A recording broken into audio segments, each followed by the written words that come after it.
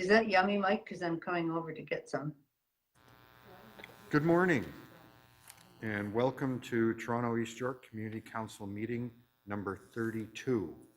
My name is Gord Perks. I am the chair of the Toronto East York Community Council. The clerk has confirmed that we have quorum present. So now I'd like to call meeting 32 to order. Welcome everybody. Today's meeting is being held by video conference. City staff are also connecting to the meeting by video conference. The public will continue to participate electronically and can watch the meeting streaming live on YouTube at youtube.com Toronto City Council Live. I ask everyone for their patience with any delays and technical issues. The clerk's staff have connected all registered speakers to the meeting by audio. The list of speakers can be viewed online by visiting the Toronto East York Community Council page at toronto.ca/council and clicking the speakers box for today's meeting. Clerk's IT staff will also be available to assist members with their devices. As part of each agenda item, I will ask members to raise their hand or unmute their microphone if they wish to speak or question staff. I will then create a speakers list and will call on members when it is their turn to speak. When voting on an item or a motion, I ask members to ensure that they turn on their video if applicable and raise their hand to indicate their vote. Members, I want to remind you that we must submit and approve your motions by email. Staff are available at teycc@toronto.ca to help with your motions. Although we are in different locations and meeting remotely today, the Community Council would like to acknowledge that the land we are meeting on is the traditional territory of many nations, including the Mississaugas of the Credit, the Anishinaabe, the Chippewa, the Haudenosaunee, and the Wendat peoples, and is now home to many diverse First Nations, Inuit, and Métis peoples. We also acknowledge that Toronto is covered by Treaty 13 with the Mississaugas of the Credit. Members, are there any declarations of interest under the Municipal Conflict of Interest Act? If you have an interest, please raise your hand and unmute your microphone. I see none. Next, we need a motion to confirm the minutes. To confirm the minutes from the last meeting held on February 16th, 2022. So moved. Councillor Layton. All those in favor, opposed, carried. Okay. So before we do the agenda rundown, members, I want to just remind you of a couple of things. First of all, for the first time in a while, we've hit triple digits with items, so well done all. The agenda rundown today will begin at item 32.16. And members, also today, because we have some absences, we are at bare quorum.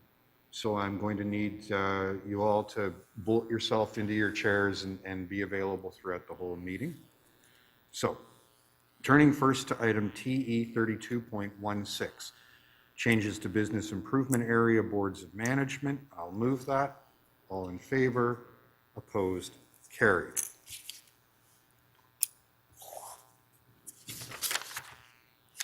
Item TE 32.17, designation of fire routes and amendments to Chapter 880, fire routes 390 to 426 Dufferin Street and 41 Alma Avenue. That's in Councillor Bailau's ward. Councillor Fletcher, I believe you have carriage of those? Yes, I do. I'll move the staff recommendations on behalf of. Thank you very much. All those in favor, opposed, carried. Item TE 32.18, designation of fire routes and amendment to Chapter 880, fire routes 2, 10, 20, 30, 40, and 50 Merchant Lane. Councillor Fletcher. I'm sorry, I don't have that one right now. Can you just hold on? Thank you. Okay, so we'll hold 18 in Councillor Fletcher's name. Thank you. Item TE 32.19, designation of fire routes, an amendment to Chapter 880, fire routes 328 Bayview Avenue. Councillor Wong Tam. Thank you very much. I'd like to move the staff recommendations. All those in favor, opposed, carried. Item TE 32.20, Hotel X Phase 2, 2 Strawn Avenue and 135 Princes Boulevard. site plan update report. This is in Councillor Cressy's ward. I believe Councillor Fletcher, you also have carriage of those. Oh, I don't have Councillor Cressy, no. No? That would be Councillor me. I have I'm Councillor pulling- Bradford and Councillor Bylaw. I'm Layton? pulling Okay. double duty for Joe today. He's got a lot of items, so we'll see who talks more. Fletcher in 3 wards or me in 2. I'd like to move the staff recommendations. All those. Wasn't there a speaker to the item? Uh, I think just Hunter's double check. here. Give me one more. Maybe Hunter's here for a different item.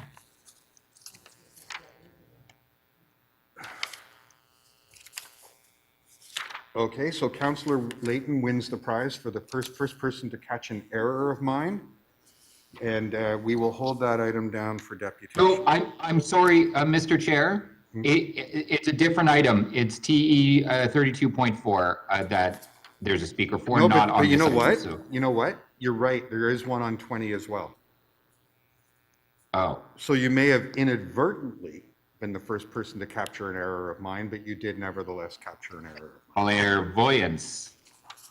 So My we'll- money's on you today, Councillor Layton, rather than me with the 3. Yeah, it's the handful of Starburst I just ate that you commented on. Okay, Thanks for, so that's held for deputations. Aren't these virtual meetings fun? Okay, item TE 32.21, response to TE 31.86 49 Felstead Avenue zoning matter. Councillor Fletcher. Yes, Mr. Chair, I was in touch with you last week to say I'd be wanting questions in camera on this, so we'll Okay. have to hold that, put it in Okay. section. Thank you. All right, we will hold that down for an in-camera discussion. Members, I propose that we do the in-camera items at the end of the meeting because of the awkwardness of getting staff to disconnect and reconnect. Fair enough? As long as everybody stays, I'm fine. I have commitments from all of your colleagues that we're staying for the Thank you. duration. Thank Yeah. you. Okay. Thank you.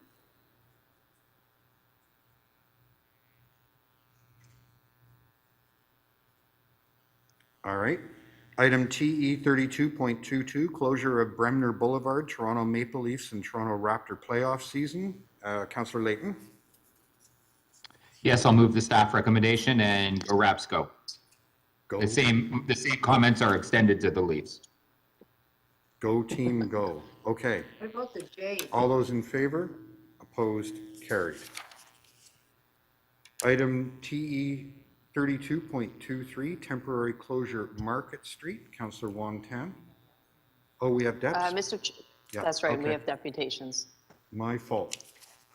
Guys, I have 5 devices and 3 stacks of paper. This is okay.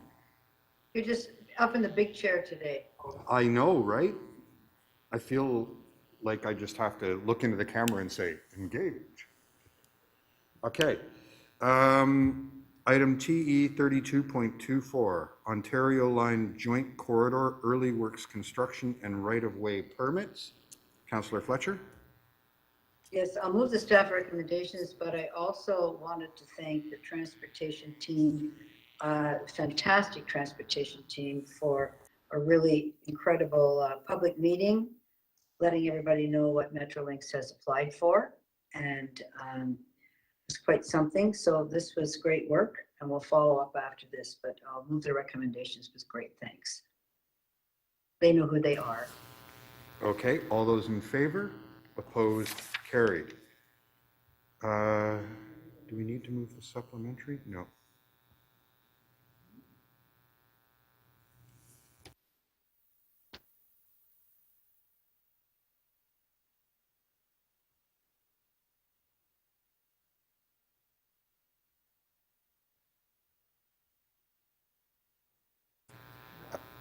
Councillor Fletcher, I'm just going to move the receipt of the supplementary, which is to receive for information. Okay? All those in favor? Thank you. Opposed? Carried. Item TE 32.25, 254 to 260 Adelaide Street West zoning amendment application preliminary report. Councillor Layton. Yes, thank you very much. I will move the staff recommendations. All those in favor? Opposed? Carried. Item TE 32.26, 45 The Esplanade, Official plan and zoning bylaw amendment application preliminary report. Councillor Layton. I'll move the staff recommendations. All those in favor, opposed, carried. Item TE 23.27, 778 to 788 King Street West zoning bylaw amendment application preliminary report. Councillor Layton. I'll move the staff recommendations. All those in favor, opposed, carried. Item TE 32.28, 101 through 105 Spadina Avenue and 363 Adelaide Street West zoning amendment application preliminary report. Councillor Layton. I'll move the staff recommendations. All those in favor, opposed, carried. Item TE 32.29, 109 through 127 Strawn Avenue, official plan and zoning bylaw amendment application preliminary report. Councillor Layton. The staff recommendations look appropriate. I will move them. All those in favor, opposed, carried. Item TE 32.30, 452 Bathurst Street, zoning bylaw amendment application preliminary report. Councillor. The staff recommendations, please. All those in favor, opposed, carried. Item TE 32.31, 83 through 95A Bloor Street West, zoning amendment application preliminary report. Councillor Layton. I'll move the staff recommendations. All those in favor, opposed, carried. Item TE 32.32, 15 Charles Street East and 16 Isabella Street, zoning amendment application preliminary report. Councillor Wong Tam. Yes, thank you. I do have a motion that I will ask the clerk to put onto the screen. The motion is largely to direct the city planning staff to hold a community meeting as soon as possible in the new term and to ensure that the staff can do strategic outreach with community stakeholders in the interim to solicit their opinion and to share with them that the application is in, as well as to set up a site plan working group as part of the process for the planning review. And then I'll move the entire package as amended. I see that's not on the screen yet, so perhaps we're on the clerks way. have it. Okay, thank you. Okay. Oh, that's the wrong, that one's for George Street. This one is for Charles Street. Yeah, this is item 32.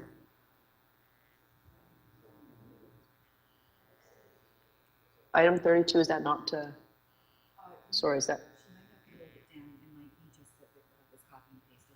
Okay. Item 32 Councillor is Wong 15 Tam, Charles Street. can I ask if we just hold this down for a minute? Sure, And we'll return to it when we've got that sorted out. Okay? thank you. Yeah. This is one of those moments where you're all following the instruction to please be patient with any technological problems. Okay. Item TE 32.33, 22 to 32 Scollard Street and 21 to 25 Davenport Road, zoning amendment application preliminary report. Councillor Layton. I'll move the staff recommendations. All those in favor, opposed, carried. Item TE 32.34, 906 Yonge Street and 25 McMurrick Street, zoning bylaw amendment application preliminary report. Councillor Layton. I'll move the staff recommendations. All those in favor, opposed, carried. Item TE 32.35, 1233. 1 second. 906 to Yonge Street. Oh, no, you did that one. Sorry. This is 1233 Yonge Street and 9 Woodlawn Avenue, official plan amendment, zoning bylaw amendment, and rental housing demolition applications preliminary report. Councillor Layton. I'll move the staff recommendations. This is my last one, and I'll just note this last one is particularly troubling and challenging with the loss of residential housing and what is sort of a lost era of walk-up apartments in that section of Yonge. It's very, very disappointing and scary what could happen in other neighborhoods if we don't ensure that tenants are taken care of through rental replacement, which I know our staff work towards, but it's hard. And with that, I'll move the staff recommendations. All right, all those in favor, opposed, carried. Item TE 32.36, 1 through 13 St. Clair Avenue, zoning amendment application preliminary report. Councillor Matlow. I move the staff recommendations. All those in favor, opposed, carried. Item TE 32.37, 1910, 1920, and 1944 Yonge Street zoning bylaw amendment and rental housing demolition applications preliminary report. Councillor Matlow. I move the staff recommendations. All those in favor, opposed, carried. Item TE 32.38, 2039, 2049 Yonge Street and 40 to 50 Tullis Drive, official plan and zoning bylaw amendment application preliminary report. Councillor Matlow. I move the staff recommendations. All those in favor, opposed, carried. Item TE 32.39, 550 Adelaide Street East zoning amendment application preliminary report. Councillor Wong Tam. Yes, thank you, Chair. I do have a motion that I'd like to move.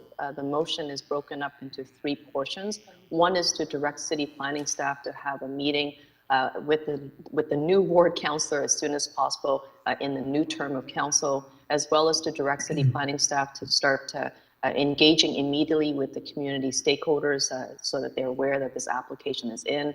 And of course, this is largely due to the summer break, the election break, I guess.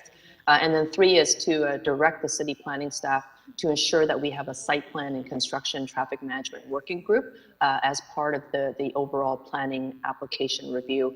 This is the same motion I tried to move earlier on 15 Charles Street. I have five preliminary reports at this particular meeting. My next four motions pertaining to preliminary reports will be all the same.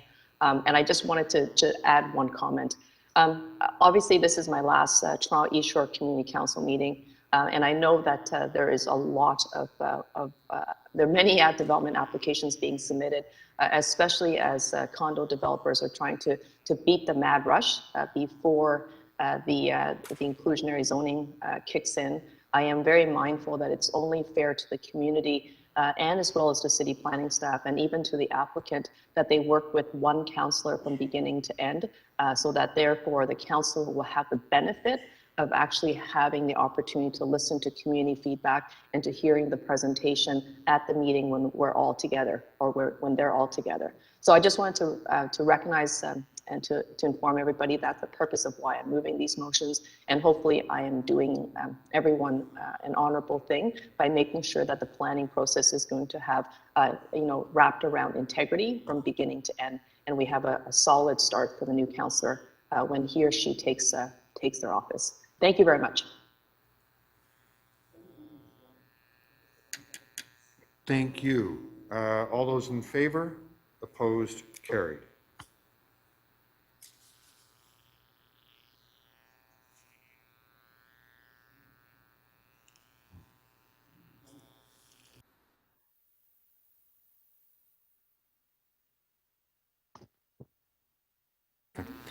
Item TE 39.40, 295 to 349 George Street, official plan amendment and zoning amendment applications, preliminary report.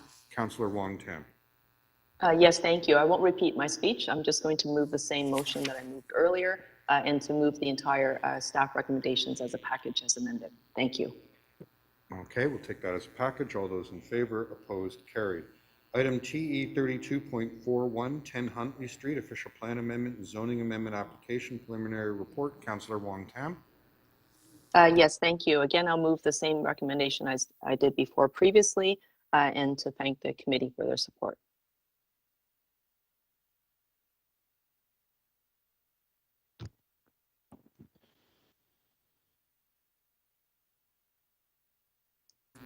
Okay, Councillor Wong Tam, we're going to have to hold this down for a moment. It seems with somehow the addresses got mixed up on your motion, so we're just tightening that up. So we'll hold down 41 for now, if that's all right with you. That is, would you like to hold down 42 as well then? And yeah, we'll be holding down 42 as well.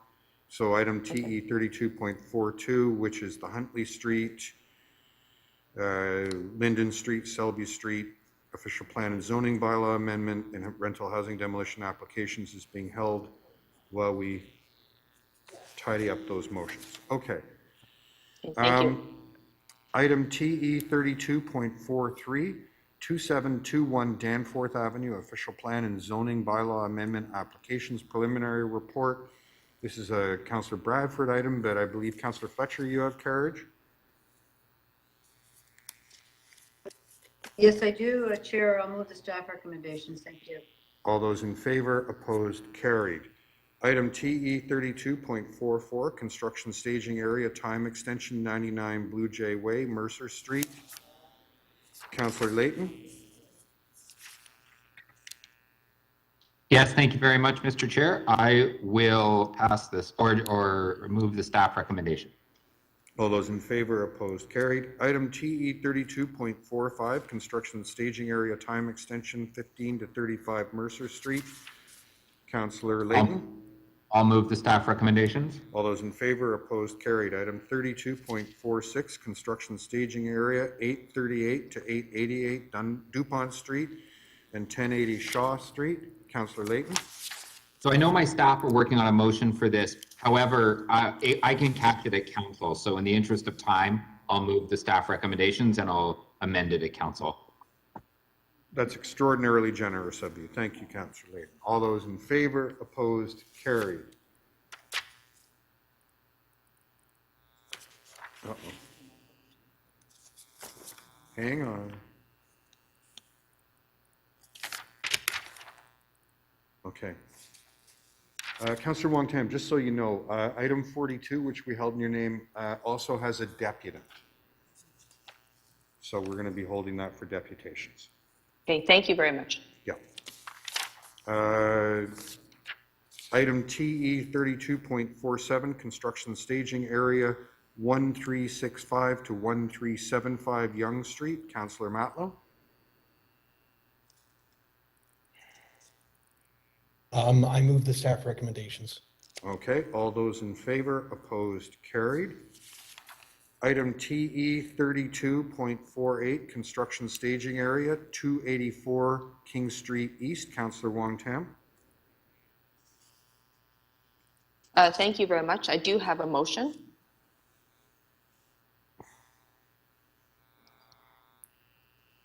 Fantastic, thank you. The motion is to grant the extension, but also to limit the time. Address.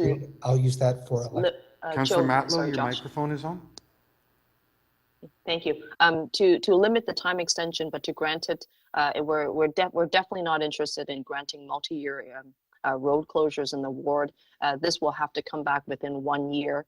The new councillor will have a chance to review whether or not the construction is taking place in a timely and effective manner, whether or not the contractors on site are good neighbors, and at that point in time, he or she can then deem whether or not they want to proceed. This is the only way I can keep a check and balance on construction sites. As we know, they're all over the city, oftentimes impeding pedestrian rights of way. They are breaching cycling infrastructure and overall even taking over curb lanes. So this is really a measure of trying to keep everyone in check. I'm not a fan of multi-year closures. I voted against multi-year closures consistently. And with the absence of being able to deny them, this is the only way that we can keep them in check. The other thing I want to add is that some developers are very good. And they actually are very responsive and receptive to community feedback.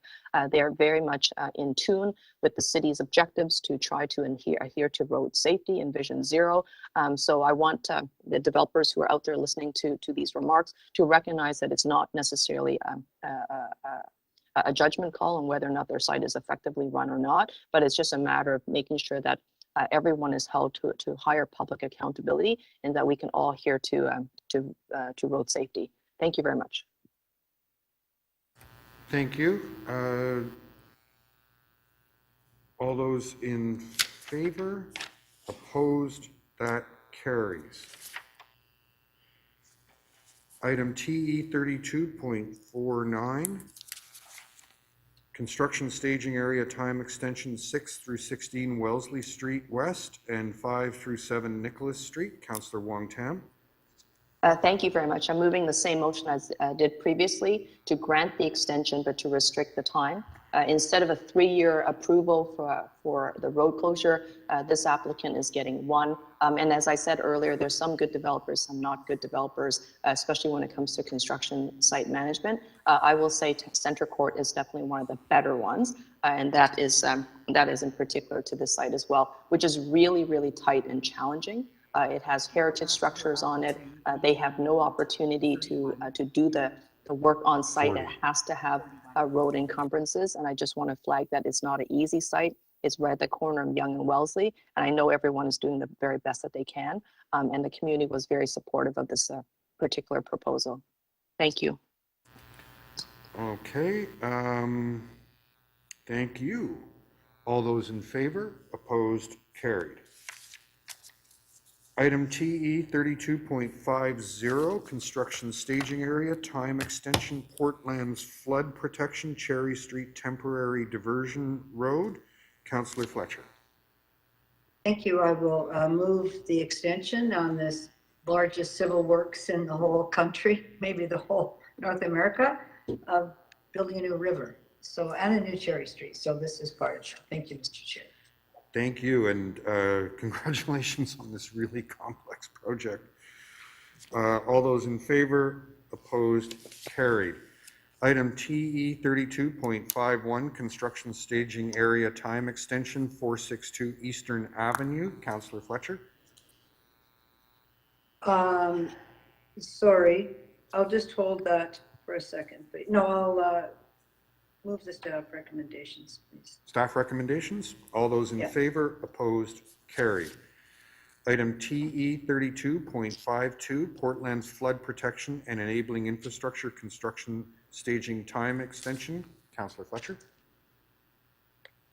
Yeah, I will move the staff recommendation, but note that the original plan was to be in May 2020. When you're dealing in the Portlands, you never know what you're going to dig up when you dig. So we'll have to do that extension as well. Thank you.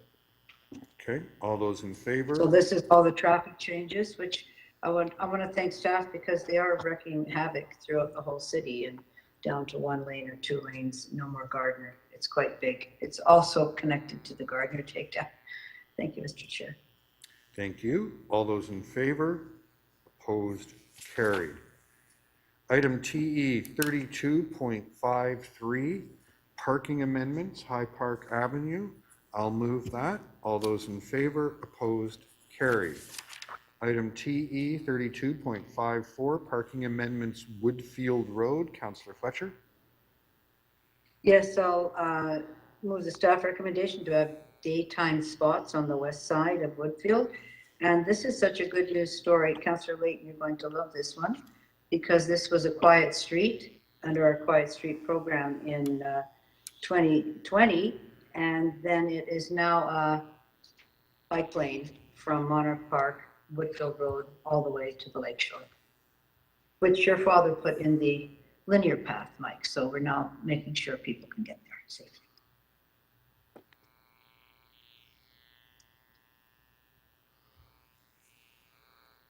Okay. All those in favor? Opposed? Carried. Item TE 32.55, parking amendments, Monroe Street, Matilda Street, and Salmon Avenue. Councillor Fletcher.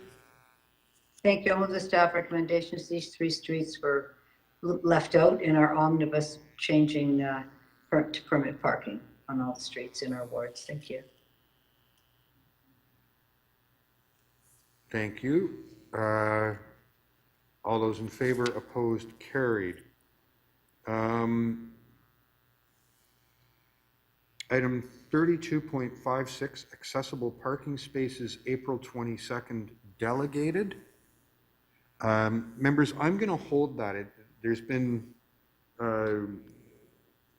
something like a snafu between my office and the clerks, and I'm not sure I have the correct list for Ward 4. So I'm holding that in my name while we tidy that up. Item 32.57, accessible parking space, Lansdowne Avenue, non-delegated. Councillor Fletcher. Moving this on behalf of Council by Law, staff recommendations. All those in favor, opposed, carried. Item TE 32.58, encroachment agreement, 60 Mill Street. Councillor Wong Tam. Thank you, Chair. I'd like to move the staff recommendations. All those in favor, opposed, carried. Item TE 32.59, all-way stop control, Duncan Street and Nelson Street. Councillor Layton.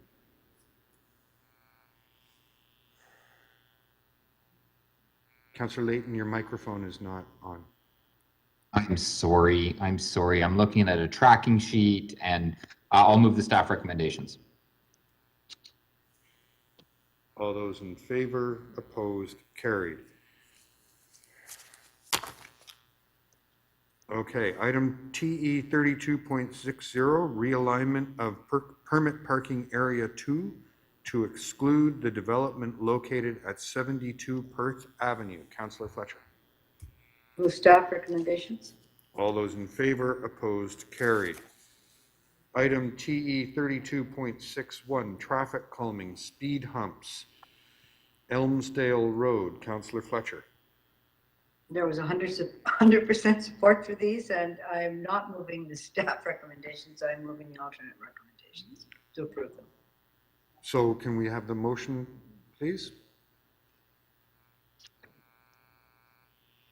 Okay, so this is the motion to waive the polling and authorize the installation and direct staff to do the necessary work to give effect to that. All those in favor, opposed, carried. Item TE 32.62, traffic calming speed humps, Milverton Boulevard. Councillor Fletcher. I do have the motion. Clerk, put that up, same motion to approve. Okay, Thank on you. Councillor Fletcher's motion, all those in favor, opposed, carried. Item TE 32.63, appointments to the Board of Management of the Apple Grove Community Center Complex, Community Complex. Councillor Fletcher. Thank you, Chair. I'll move the appointment of the following individuals: Edith Rokash, Jim Valentine, Monica Yardley, Shalyn Karim, and Vailing Taw. Apple Grove is an AOC. It's a highly successful one, assisted TCHC in the Don Somerville revitalization after seniors during the pandemic. And I'd like to thank everybody who is leading the board and served so well on the city agency. Thank you. Okay, so on the recommendations in Councillor Fletcher's letter, all those in favor, opposed, carried. Members, at a request from staff, I'm going to hold item TE 3264, which is the endorsement of liquor licensing or endorsement of events for liquor licensing purposes. I'll hold that in my name for now. Item TE 32.65, parking amendments in front of 17 High Park Avenue Early Learning Center. I'll move the recommendations in my letter. All those in favor, opposed, carried. Item 66 has deputants, so I'll hold that.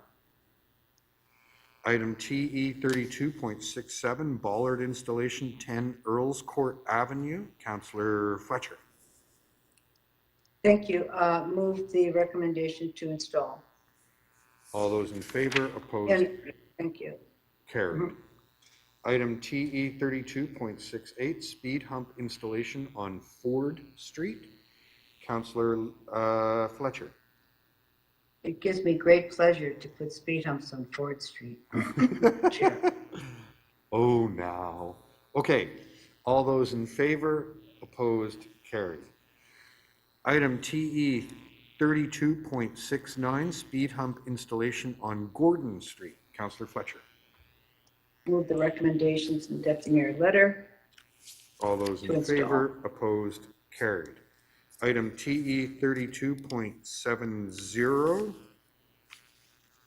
One moment. Move the recommendations Speed in hump the letter. installation on Sheridan Avenue. Councillor Fletcher. Moving the recommendations in the letter. All those in favor, opposed, carried. Item TE 32.71, speed bump installation on public lane south of Wallace Avenue and west of Brock Avenue. Councillor Fletcher. Move the recommendations in the letter. All those in favor, opposed, carried. Item TE 32.72, realignment of, hang on. Is this? No. Realignment of permit parking on Hillsdale Avenue West to exclude the development address of 212 to 2114 Yonge Street. Councillor Matlow. I move the recommendation. All those in favor, opposed, carried. Item TE 32.73, Chester Hill Road and Lookout update. Councillor Fletcher. This is just to have a request to have an update on all the many things, transportation, fantastic things they're doing there at this location, please. Thank you. Okay, all those in favor, opposed, carried. Item TE 32.74, speed bumps, lane south of Hartford Avenue between Herbert Avenue and Elmer Avenue. Councillor Fletcher. Moving these bumps on behalf of Councillor Bradford. All those in favor, opposed, carried. Okay, members, I need a motion to introduce items 75 through, ding, ding, ding, 100. So moved. Councillor Fletcher, all those in favor, opposed, carried. Okay.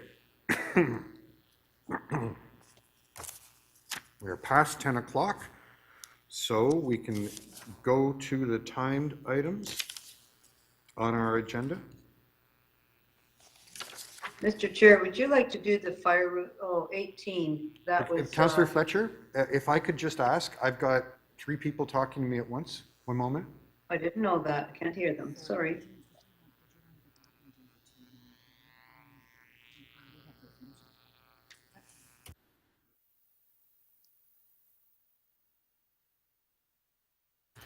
Councillor Fletcher, because there are deputants waiting, what I'm going to try to do is go through the timed items and the deputation items first, okay?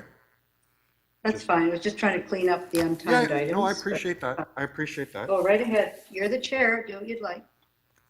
Item TE 32.1, 406 and 410 Keel Street, zoning bylaw amendment application. Final report. I see no deputants listed on this, so I will move the staff recommendation. All those in favor? Opposed? That carried. Item TE 32.2, 1488 Queen Street West, zoning bylaw amendment application, final report. I have a deputant listed, Caitlin Allen from Bousfields. Caitlin, are you with us?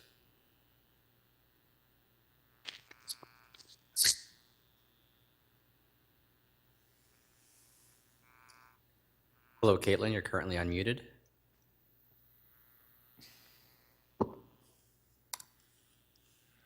We'll give Caitlin a second.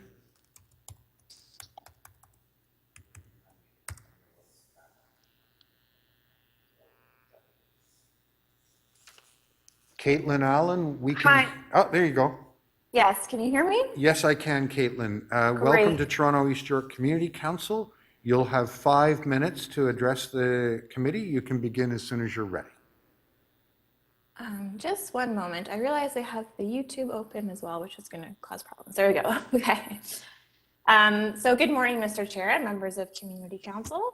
My name is Caitlin Allen of Bousfields Inc., as we've just heard, and we're the planning consultants for MJS Capital with regards to their property at 1488 Queen Street West.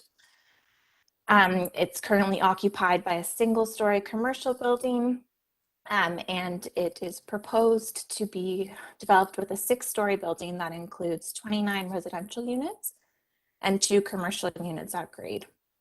So I just wanted to speak today to express our thanks and appreciation for all the work staff have put into this application over the past 2 years now, and for the community members who have participated in the process as well. Just to highlight a few key elements of the proposal, it introduces new housing to this neighborhood. It introduces a new mid-rise building along Queen Street West. That's generally in keeping with the recently adopted, although under appeal, Queen Street West site and area specific policy. Provides a built form that transitions down in height and is well separated from the neighborhood to the north. And it will contribute positively to the Queen Street public realm, as well as retail vitality by providing 2 new retail units at grade. So in summary, we're supportive of the findings of the final staff report.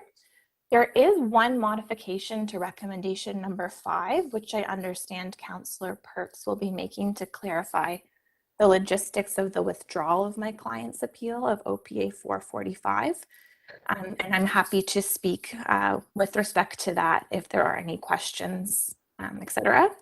But otherwise, we respectfully request you adopt the other recommendations subject to that one modification. And I'm here to answer any questions that you may have.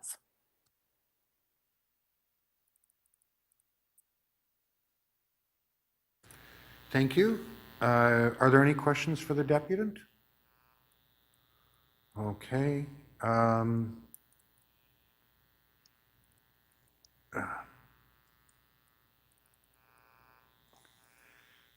Seeing none, that's the only deputant I have listed. Are there any questions of staff for from the members? One moment. Yeah. Okay.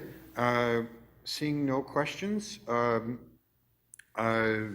as the deputant suggested, staff have arrived at an agreement to make an amendment.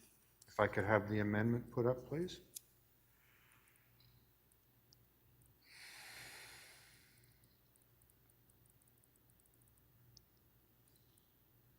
Okay.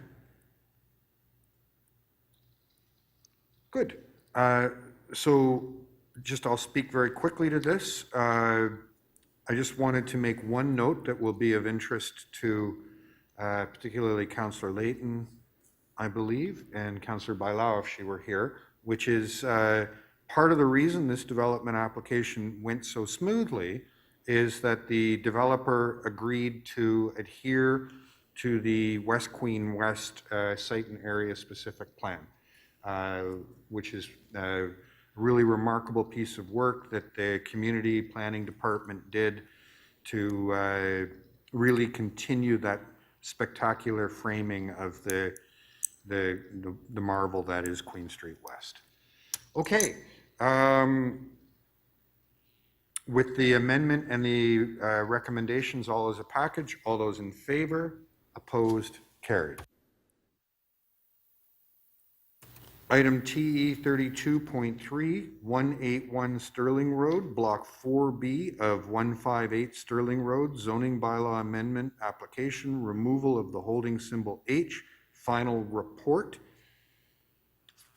Councillor Fletcher, or any questions of staff? No, I have no deputants, so Councillor Fletcher, over to you. Thank you. This is moving the staff recommendations, please. Thank you. Okay, on the staff recommendations, all those in favor, opposed, that carries. Item TE 32.4, 545 Lakeshore Boulevard West zoning amendment final report. I have a deputant, Craig Hunter. Craig, are you with us? I am. Thank you. Good morning, Craig. You know the drill. Start whenever you're ready. Thank you, Chair, members of Community Council.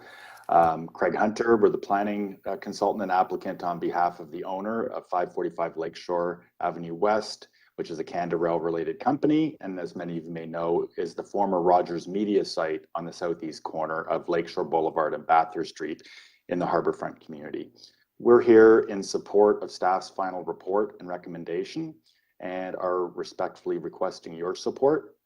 Very briefly, we've worked hard over the past 3 years and closely with city planning and other senior staff, Waterfront Toronto, Councillor Cressy and his staff, and many community stakeholders to make substantial and positive changes to the original proposal If approved, and with your support, it'll achieve a few very important things, namely the conservation in full of the Cross and Blackwell Heritage Building currently on site and reusing it for future office and employment purposes. That's literally half the site. The south half of the site, which you may know as being a parking lot for decades, will be redeveloped for housing and retail in a compatible built form as noted by staff. And there will be substantial public realm improvements all around the site and to and through it to really enhance what is today a pretty tired environment on this key and prominent corner. And finally, we have worked to secure $3.5 million to facilitate affordable rental housing in the nearby Housing Now development at 150 Queens Wharf with city staff and Councillor Cressy. And while there's many to thank in coming to this point in our process, we'd personally like to thank Sue McAlpine and Linda McDonald for their considerable effort on not just our site, but their parallel work that was going on to create a new planning vision for the Bathurst Key Neighborhood Plan. And again, with that, we're hoping for your support. I'm done, and I'd be happy to answer any questions you may have. Thank you. Thank you, Craig. Are there any questions for the deputant? No, I don't see any. That was the only deputant I have listed. One moment, please.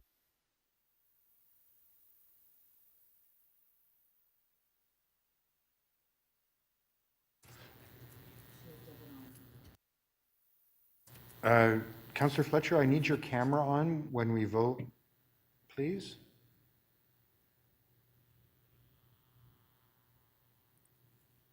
Thank you very much. Okay, so there are no further deputations. Are there any questions of staff? Seeing none, Councillor Layton. Yes, thank you very much, Mr. Chair. On behalf of the local city councillor, I'll move the staff recommendations. All those in favor, opposed, carried. Next, item TE 32.5, 34 to 50 Southport Street, city initiated amendment to a section 37 agreement, final report. I have no deputants on this. Any questions of staff? Seeing none, I'll move the recommendations. All those in favor, opposed, carried. Item TE 32.6, alterations to a heritage property and authority to enter into a heritage easement agreement at 55 Lakeshore Boulevard East. I have no deputants listed here. Are there any questions of staff? Seeing none, Councillor Layton. Yes, I'd like to move the staff recommendations in this case as well.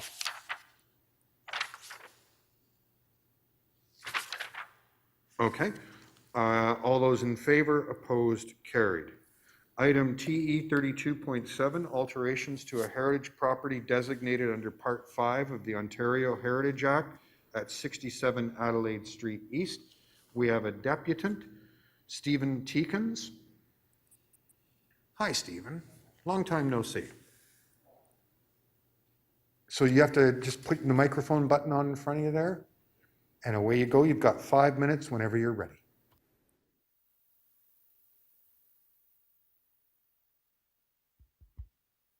Start all over again here.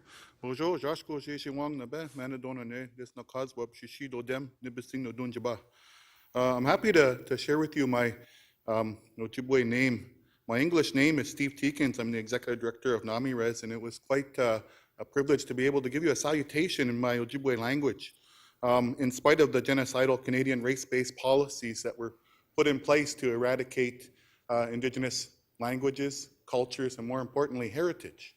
And I'm quite happy to state that Canada had a number of unjust policies which failed miserably. And I was able to speak my language despite of such unjust Canadian policies, such as the Gradual Civilization Act or the Indian Act, that had the sole intent to eradicate our cultures, languages, and heritage. NamiRes has been working on this site at 67 Adelaide for 13 years now. And I'm very pleased that we've gotten to this stage of being able to operate our new shelter.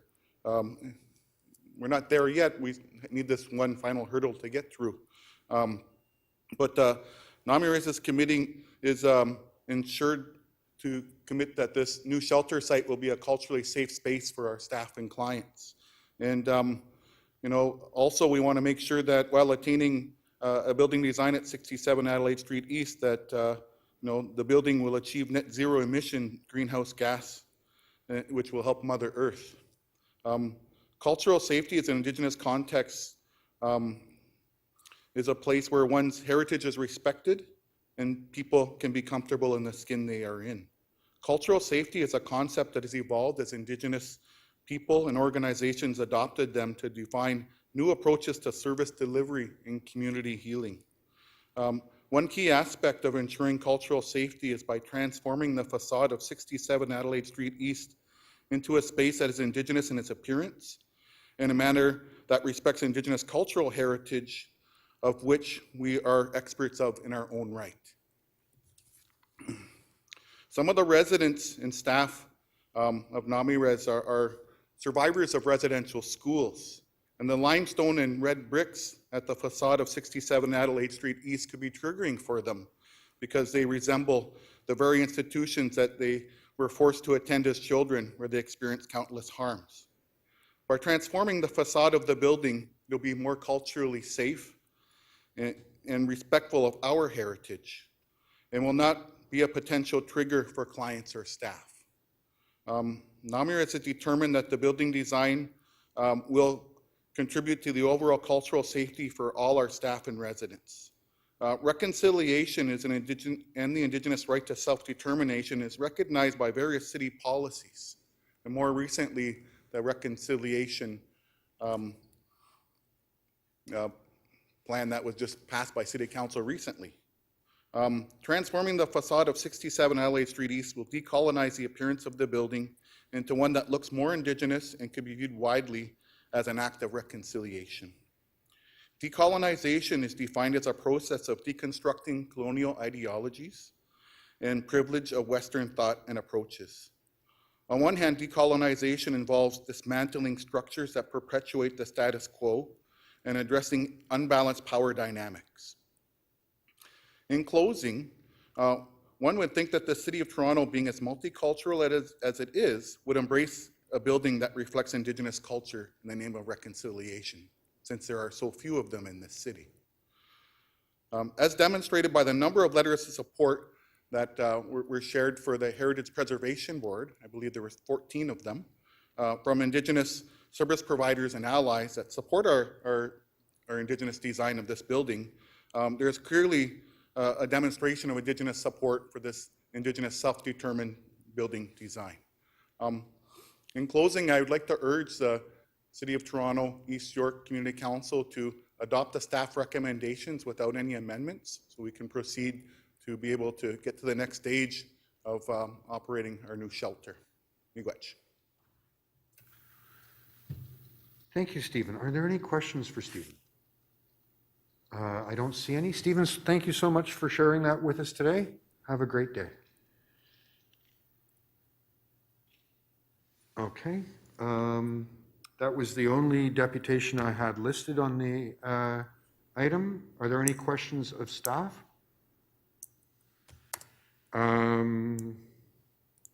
Seeing none, Councillor Wong Tam. Yes, thank you very much. And I would like to, first of all, extend my thanks to Steve Teakin for taking the time to come before Community Council, and also for sharing with us his very sage words and advice. I recognize that this particular opportunity is really one that allows the city to demonstrate in action, as well as in decision making, and in what reconciliation looks like at the City of Toronto, especially as it relates to heritage buildings, built form, and one that that has to be able to respect the heritage of the city in terms of the buildings, but also lean towards what reconciliation with the community looks like. And I want to thank Mary McDonald. I see you on the screen. This has been a fascinating and deeply spiritual conversation, as we all look towards the future of building better relations with the Indigenous community. 67 Adelaide is a building right in the St. Lawrence Market neighborhood. And I want to thank the St. Lawrence Market community as well for supporting this building, supporting and welcoming NAMI Res, who is going to be operating a new facility here. It's going to be one that's shelter-based, but also one that allows for transitional living. And it was really important for all of us, especially those of us who are not Indigenous, to really understand and hear what the Indigenous community was talking about, especially when it came to the materiality of the building, what the building represented to them, what it looked like to them, and how they felt as they looked at the building. And we want that space to be truly transformative. We want it to be healing. We want it to feel safe for those who will be living in that facility. And so I know that for even the Preservation Board and all those who are advocates of heritage and cultural preservation in the city, this marked for me a maturity, an evolving body of thought on how we are able to bridge the past and the present to make sure that the history of the past involves everyone's history and everyone's experiences. It was so easy for the preservation staff to say no, because obviously there are all sorts of rules as well as policy frameworks that they can lean back on and say that it's important for us to preserve the look and the feel of the building. That is not where they went. They very rightly listened to the community and worked with the community, and also did their own work in order for us to expand that conversation to bring everyone in.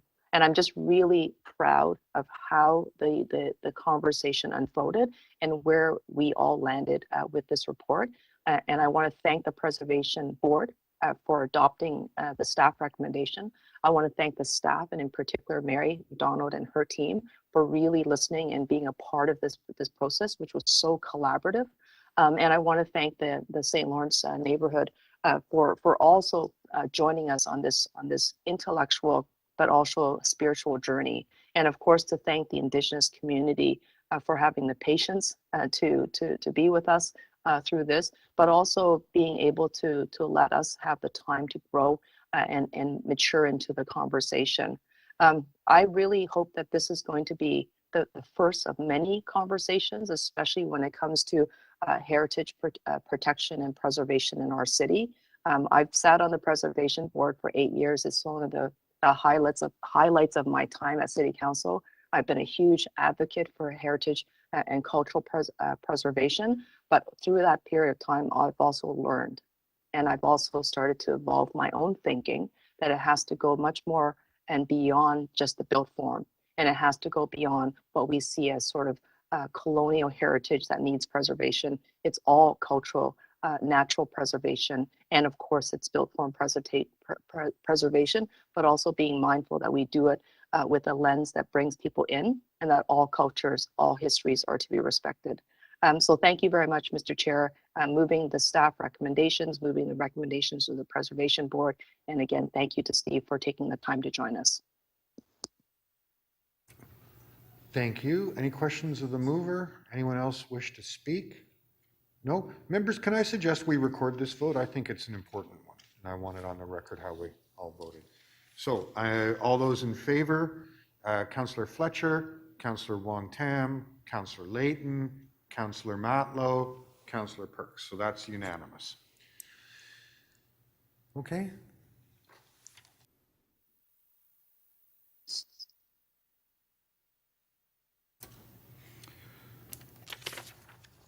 Moving along, the next item I have is item TE 32.8, alterations to a heritage property and authority to enter into a heritage easement agreement at 147 Church. I have no deputants listed. Councillor Wong, any questions to staff? Seeing none, Councillor Wong Tam. Yes, thank you. I'd also once again like to move the staff recommendations and the recommendations from the Preservation Board. All those in favor, opposed, carried. Item TE 32.9, alterations to a heritage property and authority to amend a heritage easement agreement at 60 Mills Street. I have no deputants listed. Are there any questions of staff? Seeing none, Councillor Wong Tam.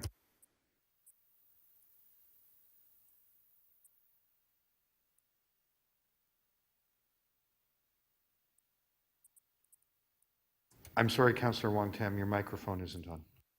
Oh, I apologize.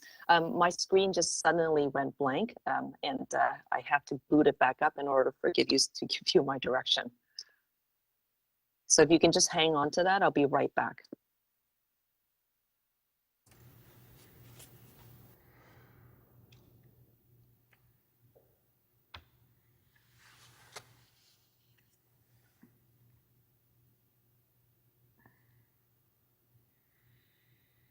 Mr. Chair, Yes, sorry, I got my screen back on. What was the item number again, it's please? item number 9.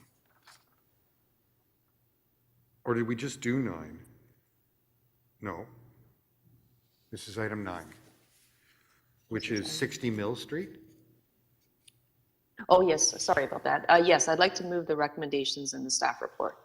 Okay, all those in favor, opposed, carried. Item 32.10, inclusion on the City of Toronto Heritage Register, Dundas Carlaw Properties. Councillor, I have no deputants. Any questions of staff? No. Councillor Fletcher. Yes, Chair, I'd like to move these really significant properties and thank Mary McDonald and her team for doing this. These have been up and down for the inclusion on the registry because this section of East Toronto was really where all the jobs were. Colgate, Wrigley, it was a little hotbed of manufacturing jobs for many years until the free trade agreement. It was the first place in Toronto where we actually started putting live work because there's still many, many, many jobs in this zone. And we are intent on keeping those as well as adding in residential. It's also where Crow's Theatre is. So there is, these are beautiful historic buildings. We have a public realm project that's underway that really tracks the grandeur of this age, this industrial age in the East End. And it gives me great pleasure to move this. And I'm going to ask for a recorded vote here, please. Thank you. And if you ever, there's the first walking tour. Heritage Toronto, its first walking tour with 11 industrial plaques. It's quite exciting. If you ever have a chance or can promote that, that would be great. So I'd just like that recorded, Mr. Chair. Okay, so on a recorded vote, all those in favor, Councillor Fletcher, Councillor Matlow, Councillor Layton, Councillor Wong-Tam, Councillor Perks, that too is unanimous. Okay.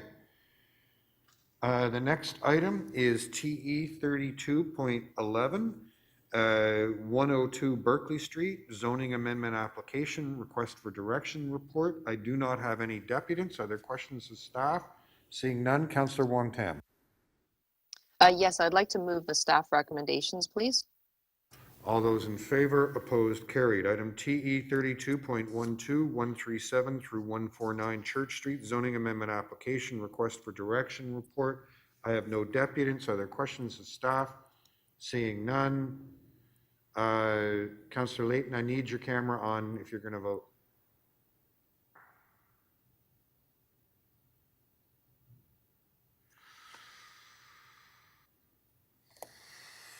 I'm sorry, I'm not sure what's happened to my camera, so I didn't do anything. I am going to switch to this camera. Oh, there you are, you're back. Yep. Not as pretty a picture, but I'll figure out how the other one. Councillor Layton, anything with you in the frame is a pretty picture. Okay. Why, thank you, sir. Councillor Wong-Tam. Yes, thank you. For 32.12, I'd like to move the staff recommendations. All those in favor, opposed, carried. Item TE 32.13, 5, 7, 9, 11, 15, and 19 Coburn Avenue, 8, 10, 12, 14, 16, 30, 32, 34, 36, 38, and 40 Gowan Avenue, zoning bylaw amendment and rental housing demolition applications. Request for direction report. I have no deputants. Are there questions of staff? Seeing none. Councillor Fletcher.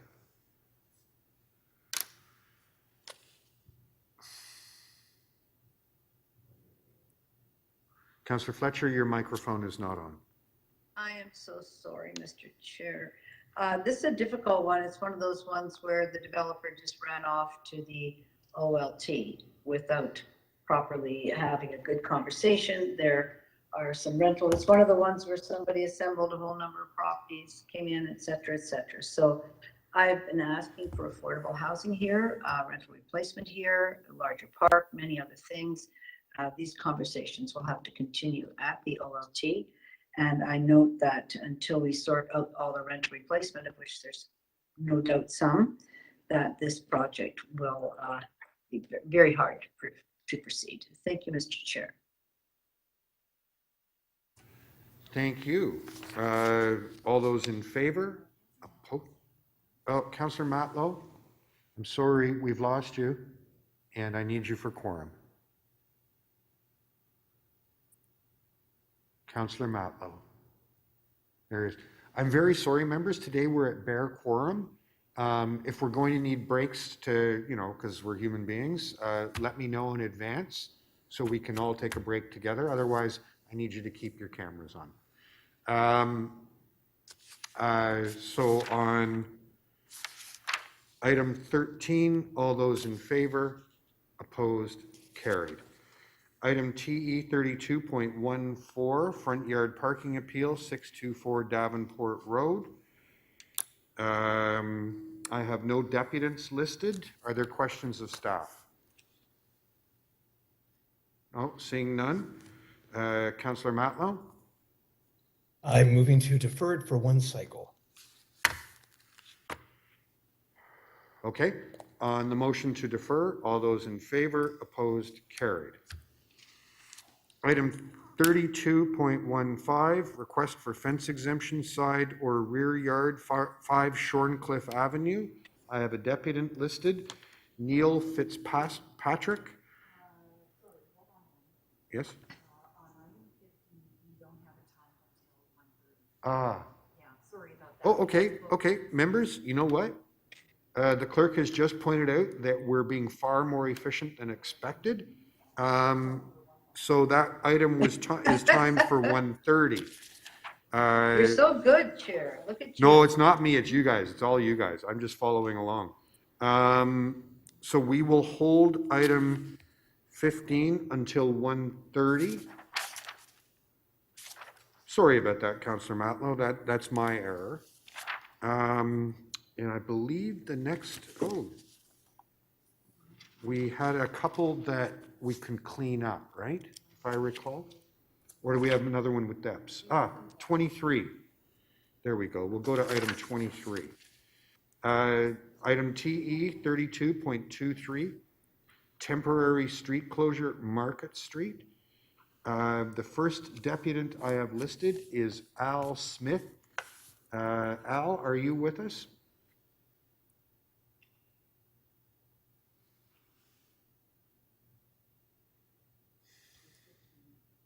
Hello, Al. This is the host. You're unmuted. Hello, can you hear me? Hi. Good morning, Hello. Al. Hi, Welcome. good morning. So you'll have 5 minutes to make your deputation. Please begin as soon as you're ready.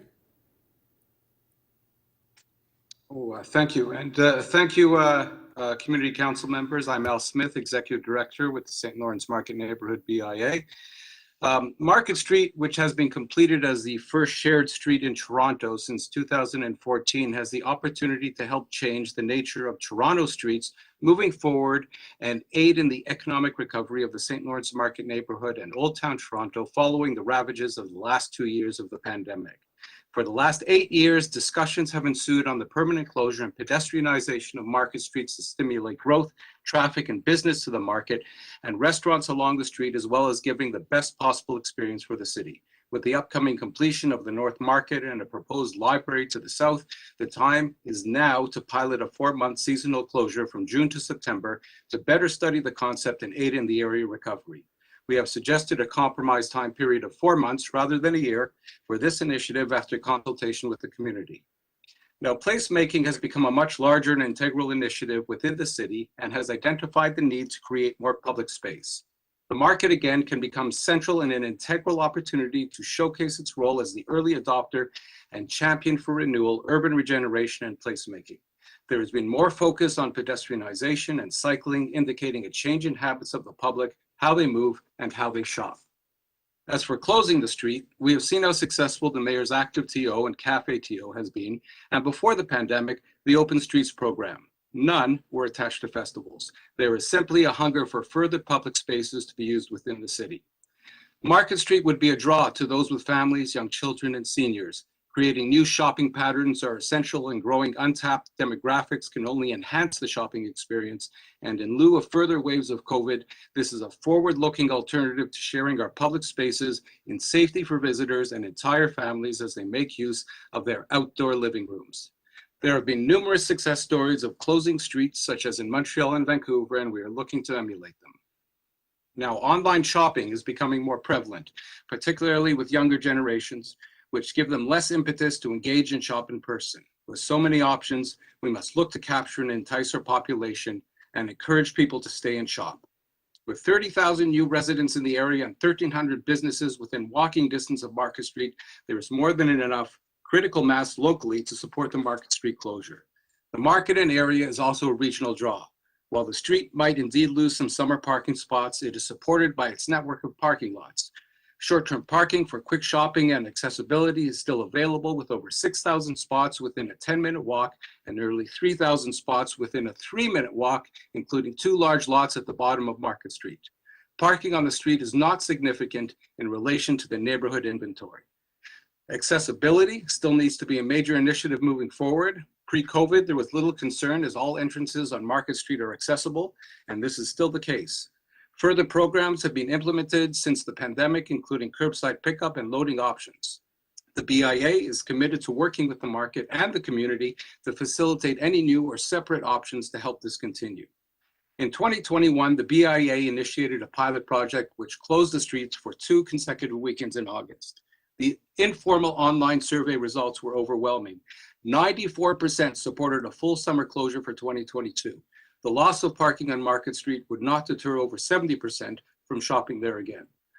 The BIA is committed to animating the street over its closure with both passive and active options. Options such as artisan markets, vendor participation, cultural events, music, buskers, and more. We will take this opportunity to engage visitors on a regular basis to help enhance the experience. The St. Lawrence Market and its vendors have been an integral part of our BIA and are full participating BIA members. As such, we have run many support programs which have benefited the market vendors, such as festivals and events, and more recently, COVID programs to help stimulate sales during the downturn, as the market had been deemed an essential service and open throughout the pandemic. The vendors have been able to ply a trade throughout these last 2 years. Others have not been so lucky. The rest of the community has been closed, as have restaurants on Market Street, and are now looking to recover. The community is looking to the city through its city real estate and city divisions to in turn give back to the community, as the community has supported it over the last 2 years. The pedestrianization of Market Street has been an ongoing discussion, and the market has been part of it for a number of years, and more recently with management and vendor representation in our Market Street Placemaking Committee for public consultation. To ensure ongoing oversight of Market Street, a working committee will be struck to review and make changes where needed on a regular basis through the input of local stakeholders in order to address both successes and failures of this initiative. Al, I'm going to have In to ask you to give us conclusion, one we believe- concluding sentence. Okay, we believe there is a case for closing Market Street for this summer program for this year in advance of the potential pedestrianization of the precinct when it's fully developed. We would request that council adopt this report and help move the area into the future. In short, we are not closing Market Street, but rather opening it Thank for you very public much. enjoyment. Thank you very much for your submissions here today, Al. Are there any questions of the deputy? Thank you. You're quite welcome.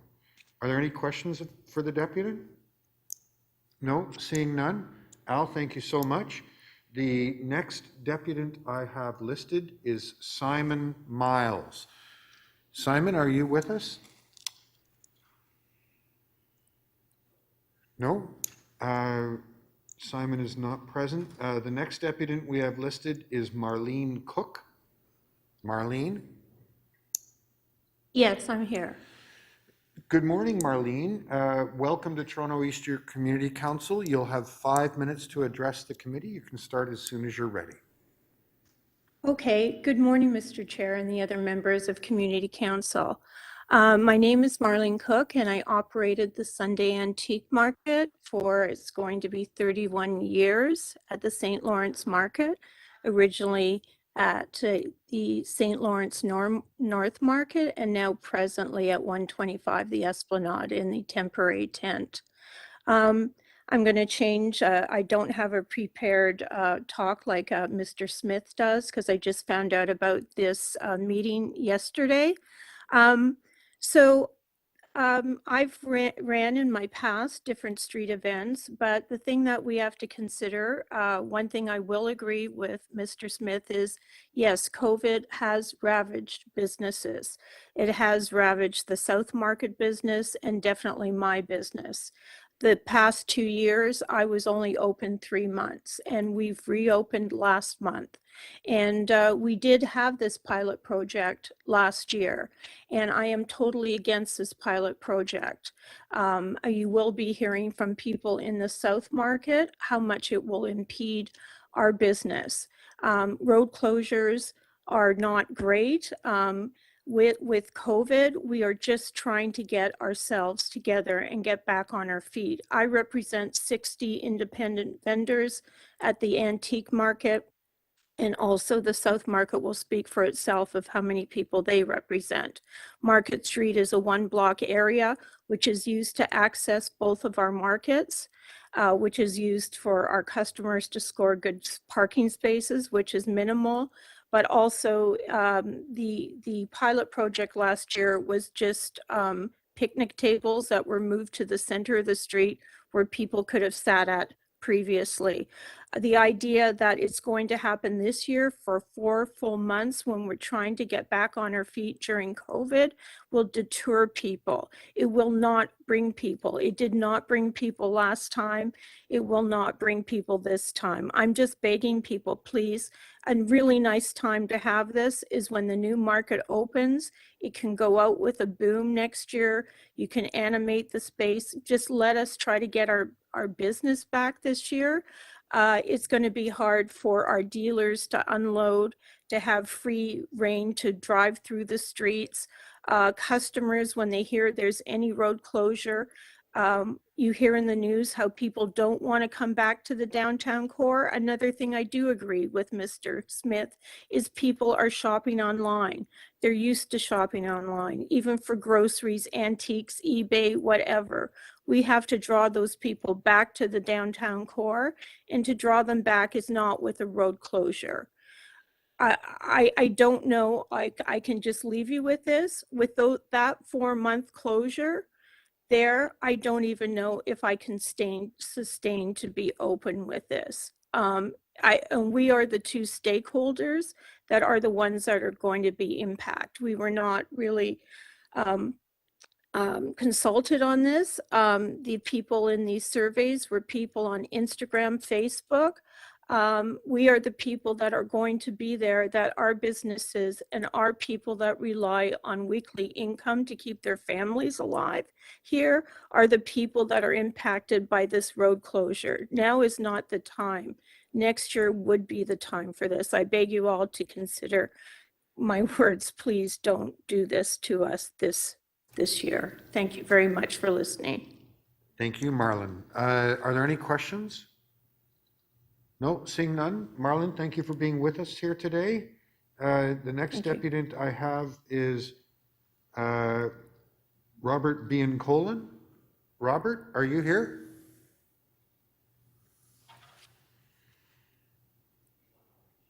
Sure.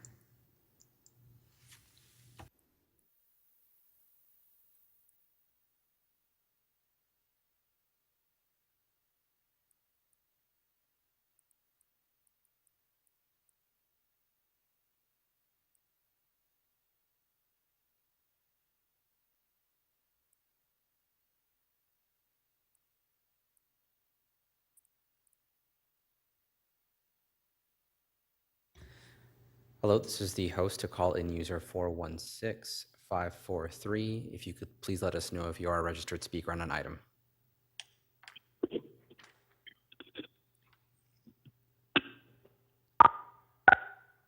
Hello, this is the host to call-in user 416543. We are unmuting your line. Please let us know if you're a registered speaker on an item.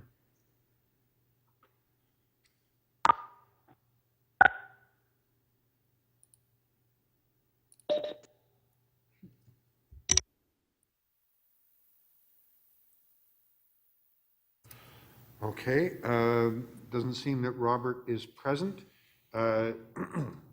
Next, we will go to Manuel Antunes.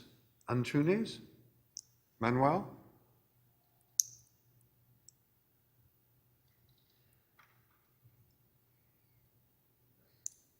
Manuel is not present. Okay, that completes the list that I have registered to speak on this item.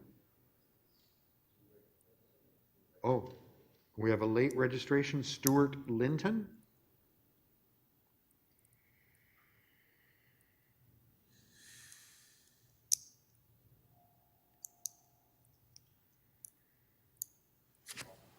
Also not present. Okay, members, are there any questions of staff on this item? I don't see any. To speak, Councillor Wong Tam. Yes, thank you very much. I'd like to move a motion that my staff have provided to the clerk. The motion is largely to request that the city staff, the general manager of transportation in particular, to work with the condo board at 81A Front Street East, as well as the St. Lawrence BIA, and this includes all their stakeholders in community relations, to work through some of the solutions that are necessary to address the concerns of that condo board with respect to their property deliveries and waste management. I want to just recognize, and thank you very much, I want to just recognize that Market Street is a street that was purposefully designed and conceived to bring about active animation on the street. It was a street that was going to allow for the extension of patios in a friendly and accessible manner.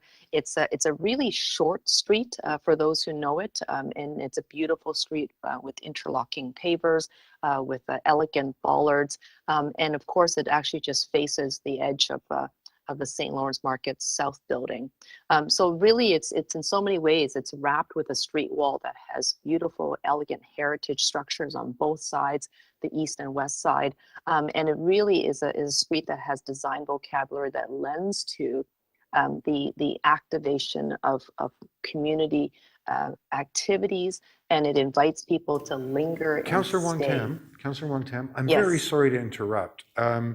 One of the people scheduled to depute on this item has just arrived at City Hall. Okay. I was wondering if you'd be willing to vary the procedure to allow him to make a deputation. Absolutely. Should I just hang on to my remarks then? Yeah, just hang on for now. Okay. Okay, thank you. Yep. Sir, if you could come forward and identify yourself.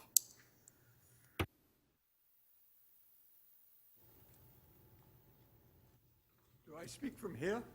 Just there, and if you'll notice, there's a button beside the microphone that will, if you press it, it will light up, and that way we know that you're, oh, there you go, you're broadcasting. Very good. If you could just tell us your name to start with. Is this live? Yes, sir. Thank you. Yes, my name is Simon Miles, and Mr. Chairman, I'm not sure whether the councillors have available to them the electronic version of the letter that I sent in yesterday, and one of the staff, Lord Bettencourt, has sent it out to you, but that's a much longer letter than the 5 minutes remarks. Simon, your letter has been circulated to all members of the Toronto East York Community Council. Sorry, do you have access to that letter, Simon? It's on my letterhead, Yes, Simon Miles. Yes, Wonderful. all members of the Community Council have been provided copies of your letter. Thank you. Yes. So would you like me to start? I was just Yes, going you have 5 minutes and. I'm just going to away- speak to the 5 points in the letter. Summarize them, really, if that's okay with you.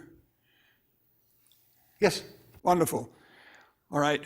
Well, as I said, my name is Simon Miles, and I'm a shopper at the St. Lawrence Market, and I'm here to respectfully request that you do not proceed with the current proposal to close Market Street temporarily nor permanently. And I do add the mention of permanently because in the report for action, there's a link to a document which indicates that the long-term plan is to close it permanently.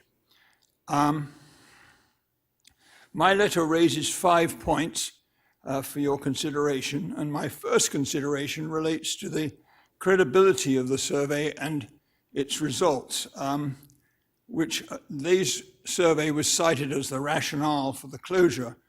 And I raise serious questions about both the method and the substance of the responses. For example, respondents were encouraged to submit multiple responses with the offer of a $100 prize to be determined by draw. And in my view, this makes a mockery of the survey. A second example on substance, for example, take question 1.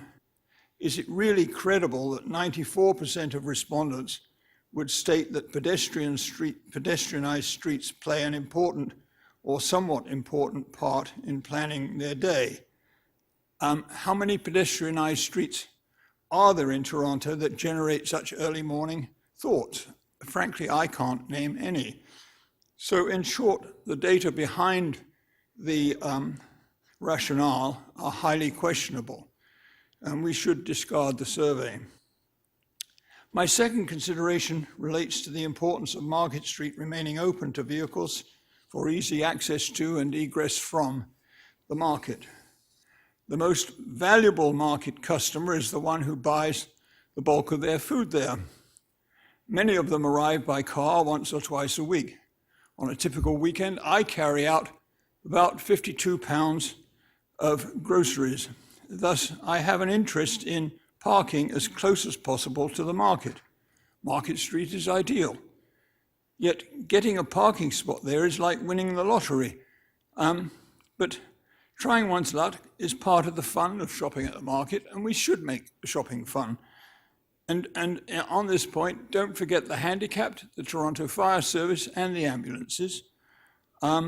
Easy access for them makes for a more equitable, safer, and healthier Toronto. My third consideration relates to the significant negative financial impact on the market.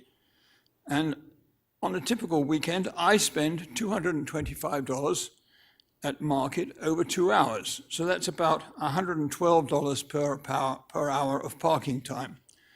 My letter shows how important those Market Street parking spaces are for the merchants. You will see that the current negative impact on the market sales of the current closure of 13 spots on the west side amounts to $2.27 million. And if we add to that the proposed closure of the 11 spots on the east side for 4 months, we create a total negative impact of $3.13 million per annum. And if the stated intent of the permanent closure were to be realized, the negative impact would be $5.59 million per annum. The report for action says there would be no financial impact on the city, but what about the impact on the market? The discouragement of 5.5 million in market sales per year by permanent closure is, in my view, a very serious consideration. My fourth consideration is of fairness. In my view, the proposed closure and the use of street space would be very unfair to the market merchants. We have to ask, is it fair to close the valuable access that Market Street offers? Pedestrians are already very well provided for with safe and pleasant space to sit at, tables on ramps around the market, and under the covered area at street level on Market Street. Simon, I'm going to have to ask you for one concluding thought. Sorry? You're at your 5-minute time. If you could just give us one concluding thought. Well, in that case, I raised in my letter several other considerations relating to fairness, and then I conclude with a comment to the effect that it will also have an impact on jobs, because the very same survey that the proponents of this proposal are drawing upon, which if you go to questions Simon, I really need you to if you conclude. go to You're over questions 3 and 2 of that survey, Simon, I need you to conclude. Your overtime. well then you'll see that 50% of those driving to the market are saying that they're going to come less frequently, and in my view that will have an enormous hit upon the market. Thank you the very much merchants for your and deputation here thus the today. jobs. Thank you very much. Are there any questions of the deputant? Seeing none. Simon, thank you so much for making the journey down to share your thoughts with us today on this item. I understand that there is another deputant who is connected virtually. That's correct. This is to call in user 416543. We understand that is Stuart Litton. We are unmuting your mic. If you can say a few words, please. Hello, Stuart. Good morning. Testing. Hi, Stuart. Hi, Yes. Stuart. Welcome to the meeting. You've got 5 minutes to address the Community Council. You can begin as soon as you're ready. Thank you, Mr. Chair. Mr. Chairman and Vice Chair, members of the Community Council, city staff, and guests. Good morning once again. My name is Stuart Linton, and I'm president of the St. Lawrence Neighborhood Association. As you all know, Market Street is a very central part of the St. Lawrence neighborhood, which extends from Yonge to Parliament and from Queen south to the rail corridor. Today, I'm expressing support for the staff recommendation on this item on behalf of the SLNA board and the over 30,000 residents who live, work, and play in the neighborhood. Incidentally, many of whom have also registered individual letters of support. Market Street was rebuilt as a flexible, complete street in 2014, and since then, there's been continuing discussion of the opportunity the street design presents to pedestrianize it, whether for short or extended periods of time. SLNA has been involved in all of that discussion and has generally supported the idea of pedestrianizing the street. The pandemic made it impossible to execute any of the ideas put forward for 2020, but in 2021, as you've heard, a small pilot project was implemented over 2 weekends. This was a compromise and arguably not long enough to be able to draw any conclusions about the impact a pedestrianized street will have on residents and businesses in the area on a longer term basis. Nevertheless, as the survey cited in the staff report indicates, support for pedestrianization on a broader scale is strong. It's worth emphasizing that SLNA's support for this recommendation is based on the belief that a completely pedestrianized street will generate more activity and more business, not less, for all merchants in the immediate area, both inside and outside the market complex.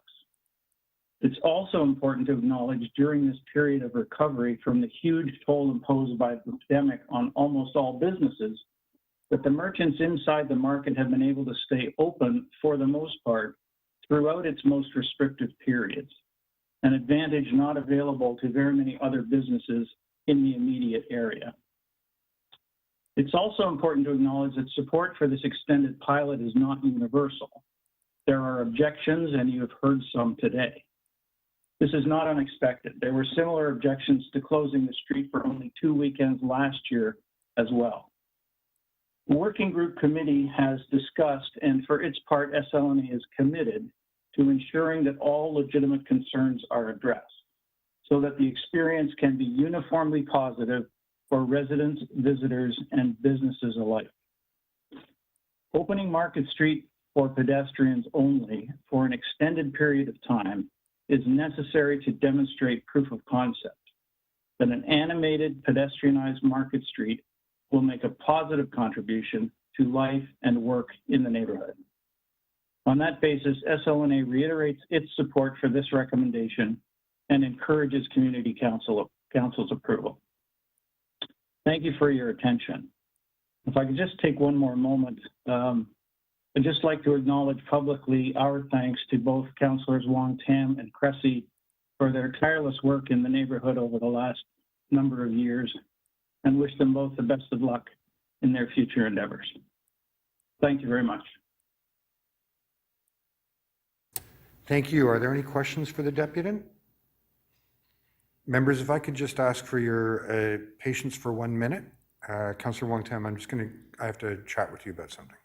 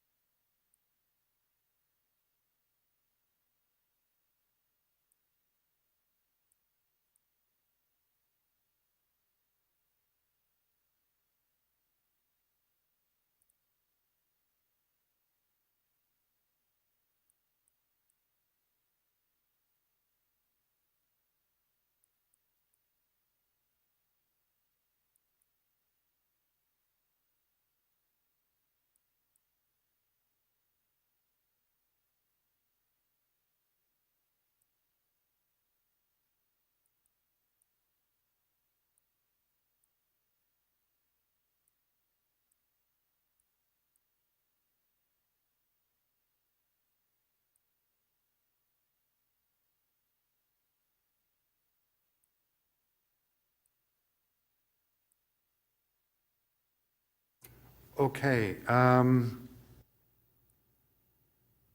Set. So members, before those couple of extra deputants showed up, Councillor Wong Tam had placed a motion. Perhaps we could put that back up to refresh our memories about where we are.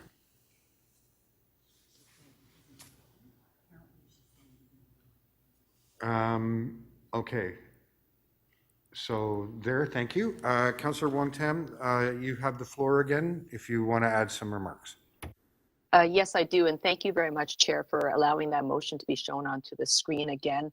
I want to thank all the folks who have written in and those who actually chose to join us today by phone and perhaps in person.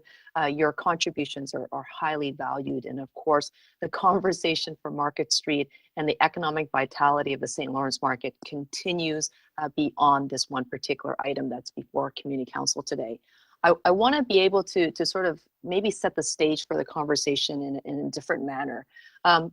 For many of you will know and remember that Councillor and dearly departed, Pam McConnell, Deputy Mayor, was an extraordinary champion of the St. Lawrence Market neighborhood, an extraordinary champion for Market Street in particular, especially as there was an endeavor to reimagine what this tiny little street that's bounded by the north side on Front Street and the Esplanade on the south side could look like, especially considering its strategic adjacency to the south building at the St. Lawrence Market, Farmers Market. There was always a little bit of pressure and tension between pedestrians as well as those who were coming in to pick up parcels and what have you. And it was largely because of the conversation and the community ambitions to create a world-class destination, which is the St. Lawrence Market, but also the surrounding neighborhood, that there were significant investments made to Market Street, recognizing that Market Street is history making in Toronto, not just the first street that is flexible in nature, meaning that it was designed for active and transportation, but also to ensure that it was going to allow for the nimble performance and animation of the street, depending on the appropriate uses and programming at the time. So therefore, it could allow for more pedestrianization, more activation, community-oriented, business-oriented activation during the summer months, the warmer months, and perhaps it looks and feels differently during the shoulder winter months. The street was purposely designed to allow for the flexibility. That was the intention of everybody who championed the investments that went into the neighborhood. I am very mindful that we as a city are still in the early days, quite honestly. We're definitely not Europe and we're not Asia. We're still in the early days of finding that extraordinary balance of creating dynamic streets that are sticky, that will invite people to linger. And as I mentioned in my earlier comments, is that this is a very tiny street, but also a street that's historically important because you've got these street walls on both sides, the east and west, that allows for this really tight programming. So I want to just really be able to lean into the concept that these streets are places for people, places for high quality interaction, and of course, in this case, also for commerce. And we want to recognize that the St. Lawrence area is a world-class destination for visitors and tourism, and of course, one of the greatest neighborhoods in our city. The BIA is really one of the biggest champions, and I want to give and tip my hat to them because I think the BIA, as well as the St. Lawrence Market Neighborhood Association, the Neighborhood Association, has been extraordinary in making sure that the conversation is as broad, as inclusive as ever. So last year, we pedestrianized Market Street for 2 weekends. That's it. 2 weekends in the month of August, and they tested the street. They also, during that period of time, before, in the interim and leading up afterwards, did an incredible amount of engagement. They spoke to the residents, they spoke to the merchants, they spoke to the property owners, the property managers. They literally spoke and canvassed to everybody. And they also worked very collaboratively with city staff and my office. And I know also with Councillor Cressy's office. They were not going to do something that was going to be harmful to the community. That is something I strongly believe that led them to this decision on championing the pedestrianization of Market Street. And in this case, it's just basically for the summer of this year. No one is closing down the street permanently. No one is saying that we're making a final decision and nothing can be changed. What they're saying is we're going to do it again, another incremental step toward progress. They're going to test it once again. And throughout that entire period of time, they're also going to continue to engage, which means that conversations will be had with the adjacent property owner at the condo board at 81 Front Street, 81A Front Street, to make sure that their needs are going to be heard and concerned. They're also going to be actively engaging both with their stakeholders at the SLNA as well as the BIA. So this is an evolving body of work. But in order for us to get to the other side, to understand the resolutions and also the conclusions and the desired outcome, they have to do it. So I want to lend my enthusiastic and strong support to the pedestrianization of Market Street for this summer. I think that this is exactly what the street was designed for, this award-winning street. This is exactly what Councillor McConnell would have wanted. It's exactly what the community has been asking for. And I think, and I know for sure what we've seen in the past, because it's been demonstrated in many different models, is that if you bring people into a neighborhood, they will shop. If you make the street safe and pleasant and inviting, they will stay and come back. And that is good for business. It's great for the neighborhood. And it's something that I believe that we can all strive to. Thank you very much.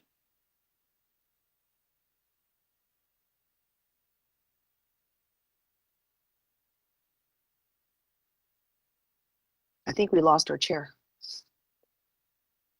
Sorry, Councillor, I have a question on your motion. And it Yes. may be that I'm wrong. I think the way you've worded it, you delete the authorization for staff to go forward with the pedestrianization and instead just recommend that they consult with various bodies. Was that your intention? Absolutely not, Chair. Okay. The intention was to grant the permission to go ahead, and this would be an amendment to the staff report. Can I ask that we amend the motion that was on the screen so that it does not delete the instruction, but rather adds this as a second recommendation. Would that be satisfactory? Yes, that is, Okay. that would be satisfactory. Thank Okay, you. so I'll have clerks tidy that up for you. Great, thank you. Yeah, look at that, eh? I'm watching, I'm paying attention. You're good, Chair. Thank you. We don't want to lose you in that chair. It's fine. It's strictly an addition. Strictly as an addition, okay. If we could get the amended version up on the screen. No, it should be 2. Right, because we have a recommendation 1. Yeah, it doesn't matter. Okay, okay, Toronto East. Okay, good, so it doesn't delete the previous instruction. Okay, with that, members, I will take the amendment and the staff recommendation together as a package. All those in favor? Opposed, if any? That carries. Thank you very much. Okay. Members, we will now go to item 32.20. We had a deputant on that item as well. This is Hotel X Phase 2, 2 Strawn and 135 Princess Boulevard. I've done that twice. Site plan update report. The deputant I have listed is Stephen Armstrong of Armstrong Planning and Project Management. Stephen? Thanks. Hi. Yeah, thank you, Mr. Chairman. Welcome. Hi, how are you? Very well, thank you. Stephen, you'll have 5 minutes. You can start whenever you're ready. I don't even need 5. Committee members, actually, I'm the planner for the applicant. I just registered because it was suggested if the committee had any questions, I could answer them. So really, I understand the item was going to be recommended to move forward. So subject to that, I'm going to stand down and apologize for the mix-up on registering as a delegate. Oh, no problem at all. Are there any questions for Stephen? Seeing none, thank you for making yourself available to us today. That was the only deputant I had listed. Are there any questions of staff? Seeing none, Councillor Layton. Yes, thank you very much, Mr. Chair. I believe the advice of the local councillor was to move forward with the staff recommendations. Okay, on the staff recommendations, all those in favor, opposed, carried. The next item with deputants is item TE 32.42, which is 47 through 65 Huntley Street, 2 through 18, 24 and 26 Linden Street, and 1 through 11 Selby Street, official plan and zoning bylaw amendment and rental housing demolition applications, preliminary report. I have a deputant listed, Linda Brett. Linda?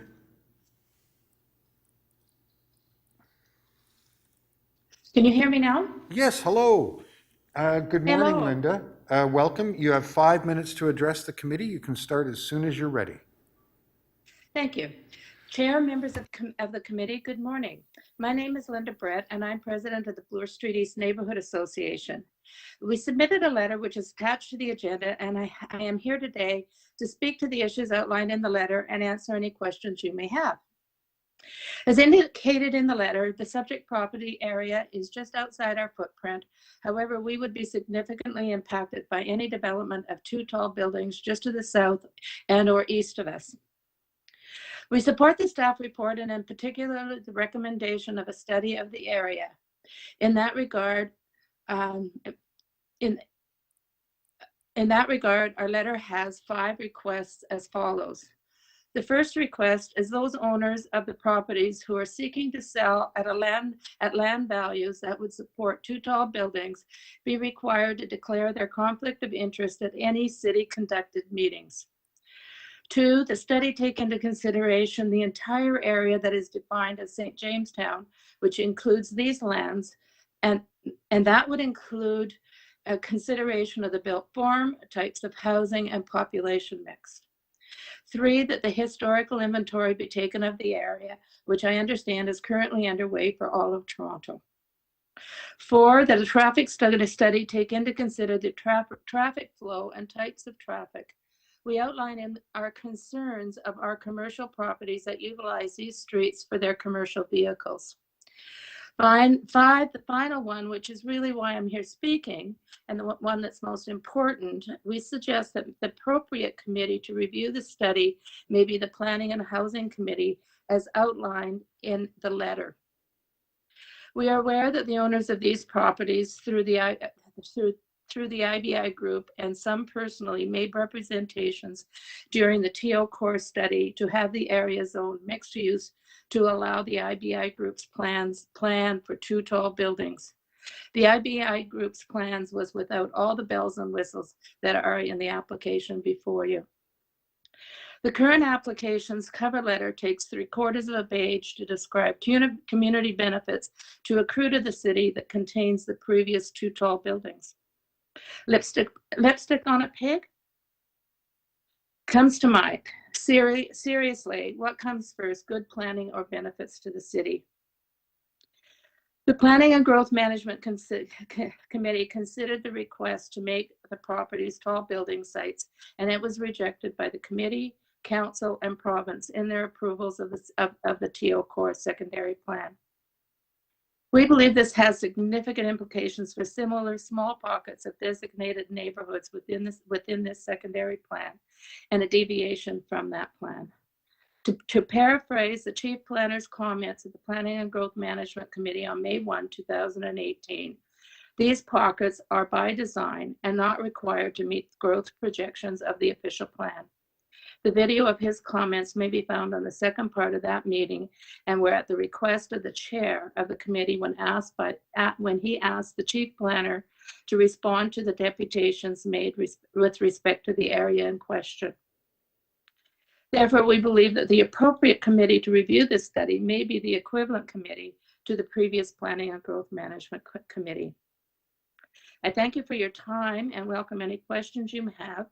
But in addition, I wish to thank Councillor Wong Tam for all of her efforts on behalf of what was previously Ward 27 and now Ward 13, and wish her well in her next endeavors. Thank you. Thank you. Are there any questions for Linda? No? Linda, thank you so much for sharing your thoughts with us today. Members, that is the only deputant I had registered on this item. Are there any questions of staff? Myself, Councillor Wong Tam. Councillor? Yep. Yes, thank you very much. And through you to staff, with respect to Linda Brent's submission, in particular, her submission number 1, which is her recommendation that the property owners that will be profiting from the sale of the properties provide disclosure at public meetings. Can you explain to us how that request could be actualized?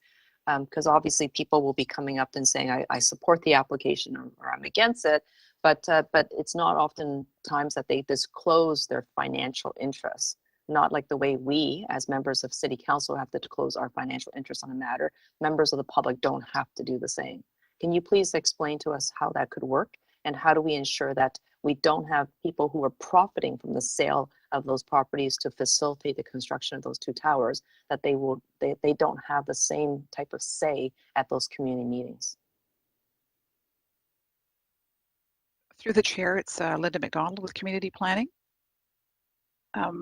I would sort of ask for some advice from our lawyers on this, just in terms of, people's right to speak. But we have on occasion requested people who depute at community meetings on particular projects to state their address, and kind of, do they live in the neighborhood, and is do they have a particular interest? I would have to check with our lawyers, and Ms. Matsumoto may have something to add in terms of, the appropriateness, or whether we can actually insist that someone disclose that kind of information, particularly financial information, which clearly, people wouldn't have to disclose.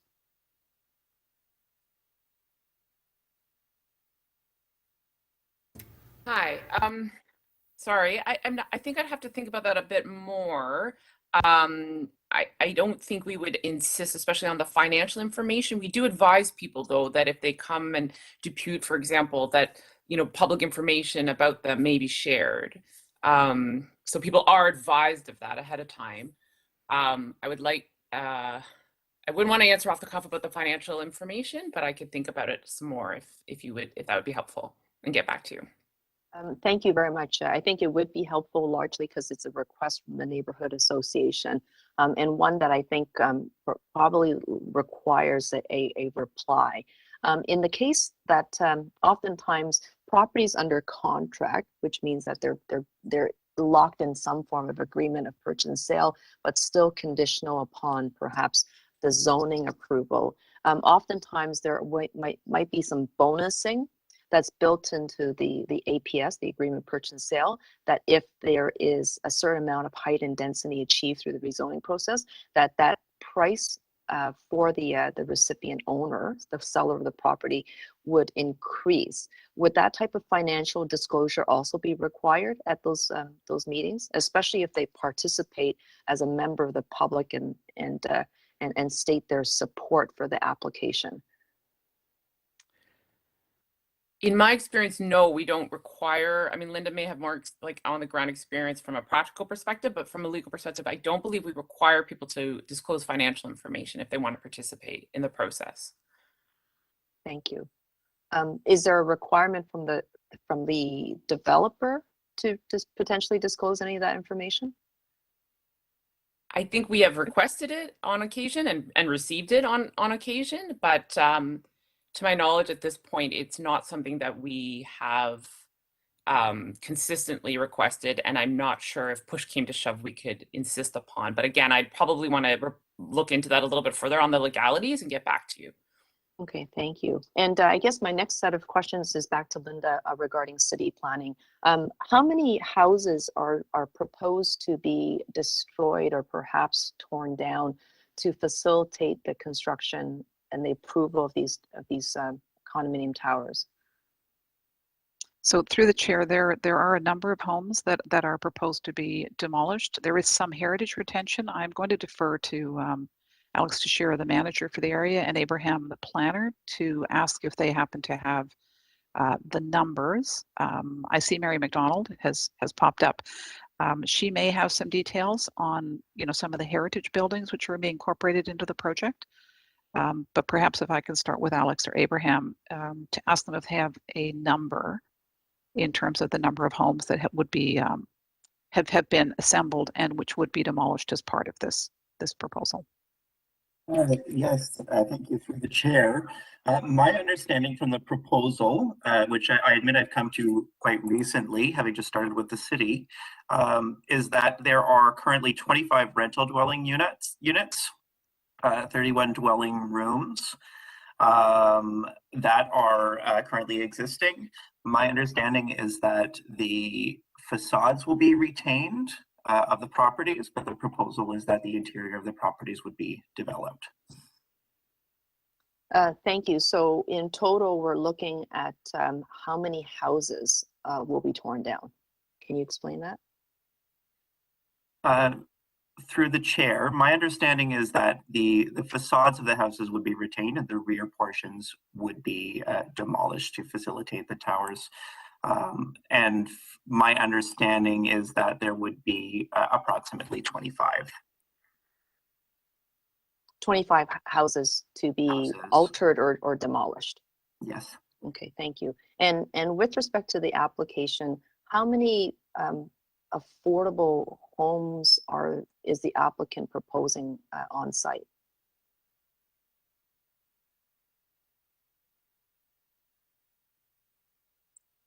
Through the chair, just one moment, please, while I look this up. I don't have that information offhand.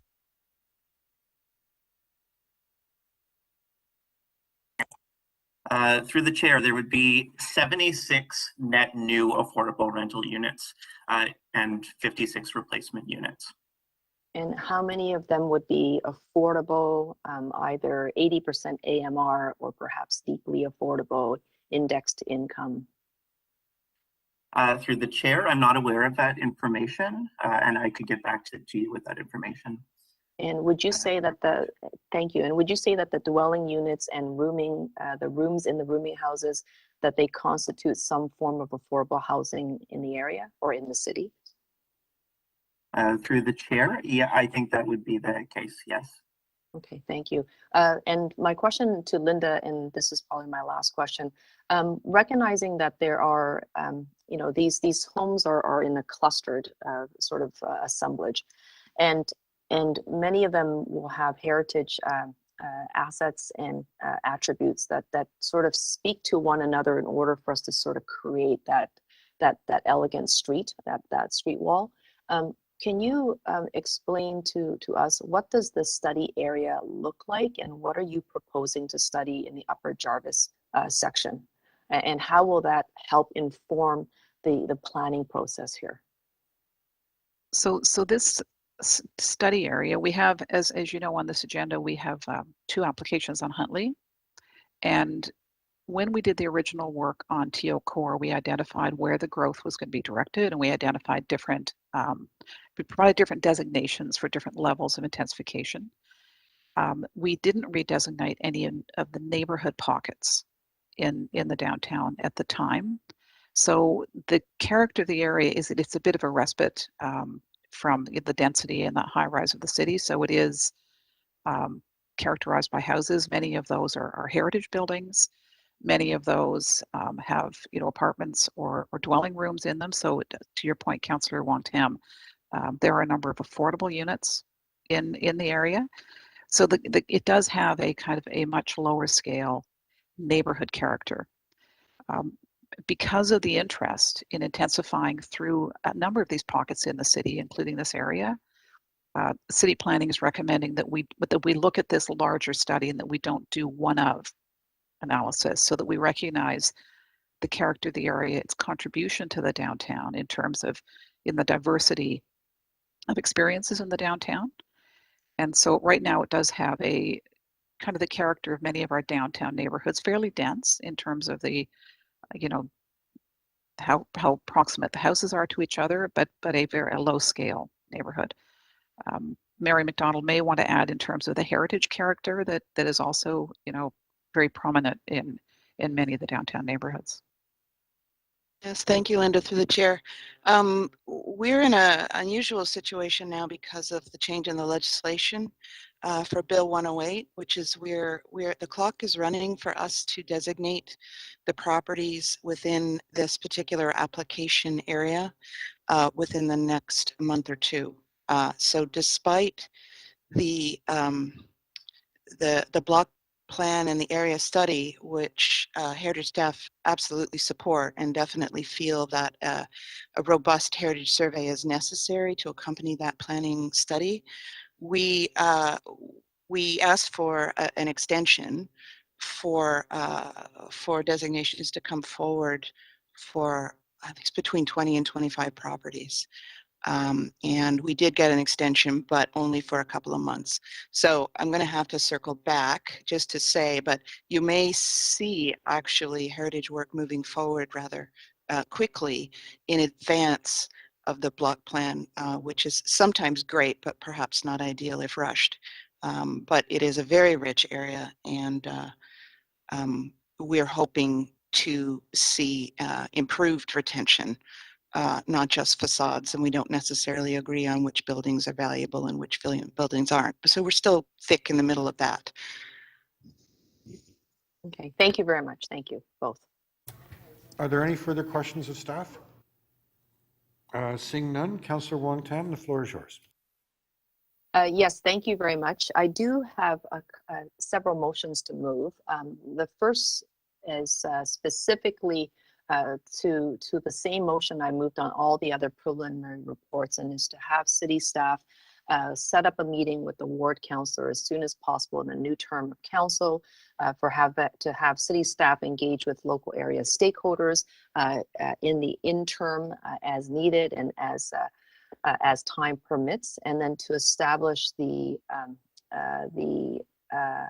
a site plan working group process for the application, and this will of course include any traffic management as well as construction management should the application proceed, either supported by community council and city council or appeal to and supported by the OLT. And then the fourth motion is to ensure that the city planning staff review the written submissions that were submitted by the community members, the adjacent neighbors, and the residents associations as part of the planning review process. I want to thank city staff for this report. I want to thank the opportunity for the community members who have come out to speak and share their opinions and insights. And I'm even going to thank the applicant, to be quite honest, and largely because this particular application is one that represents a conversation that's happening across the city in many pockets, especially as it pertains to sort of neighborhood designation and trying to sort of move the conversation along regarding high density along transit areas. It is important for us to note that although I thank the applicant for the opportunity for the conversation, it really is not necessarily to thank them for proposing to remove what is deemed as affordable housing, and this is in apartment buildings within houses as well as rooming units. It is a very difficult and troubling application for a number of reasons.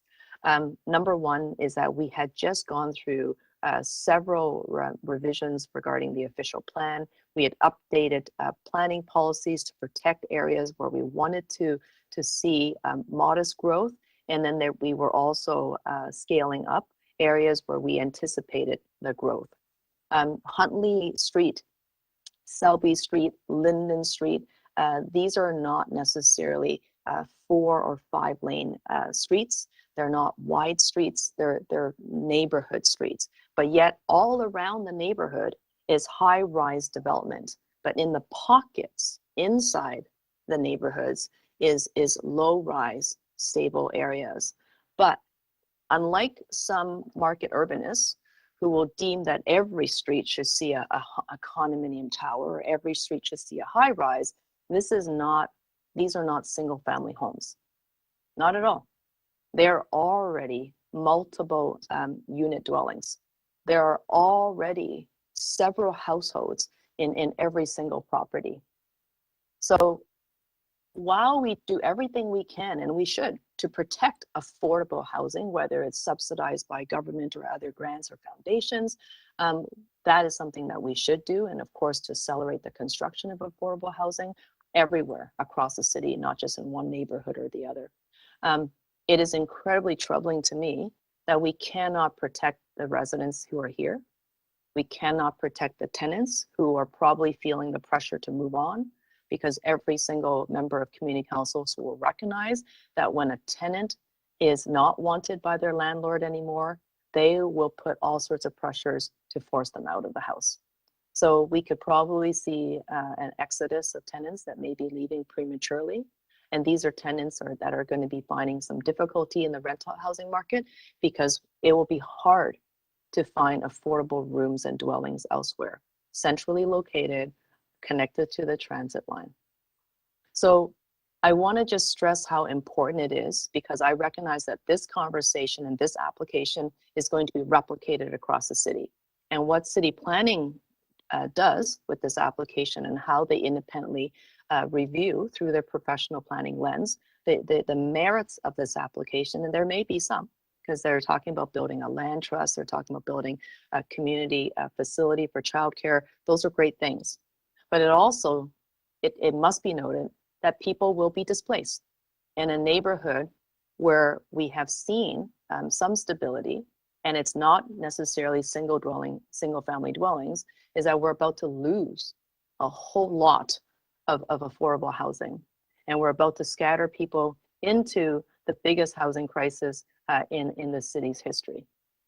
So it's incredibly important. I felt like, I had to say this, is that whatever the path forward, and I know I won't be here for that final decision, But whatever that path forward through city planning, through the community organizing, and even working with the applicant, I hope I'm really going to really compel everybody and urge everyone to work together. We have to make sure that tenants are not displaced, that the affordability of those units are protected, and recognize that even if you are able to preserve many of the heritage assets, even if there is quote unquote a land trust to be constructed and to be installed here, people are going to be uprooted, and there's going to be a lot of fear that if it happens in this pocket, it's going to happen in many other pockets. You will start to see the erosion of house form that is also multi-unit dwellings, and in its place will be more condominiums, and more people will be driven out of the housing market.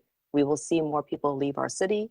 Our city will not see global competitiveness because the very best and brightest can't afford to live here. Thank you very much. Thank you. Are there any questions for the mover? Seeing none, we'll take the amendments in the item as a package. All those in favor? Opposed, if any? That carries. The next item that I have, which has deputations listed for it, is TE 32.66, all-way stop at St. Mark's Road and Humbercrest Boulevard. The first deputant I have listed is Alexandra Radecki. Alexandra, are you with us? Hello. Hello. Welcome. So Alexandra, Good morning. you'll have 5 minutes to address the committee. You can start as soon as you're ready. Thank you. Good morning to members of the council. I've asked to speak before you about the recommendation that Councillor Perks has put forward to install an all-way stop at the intersection of St. Mark's Road and Humbercrest Boulevard. I strongly suggest this recommendation should not be accepted, as it will possibly cause hazardous conditions. I'm a long-term resident of the Valley, the area found at the bottom of St. Mark's Hill. My family moved here in 1965. That's about 57 years ago. I went to local schools, joined the workforce, and then bought a house here in 1987. And this was when I was transferred back to Toronto from my other work locations. My parents continued to be residents here until their passing, and my mother was here until 2019.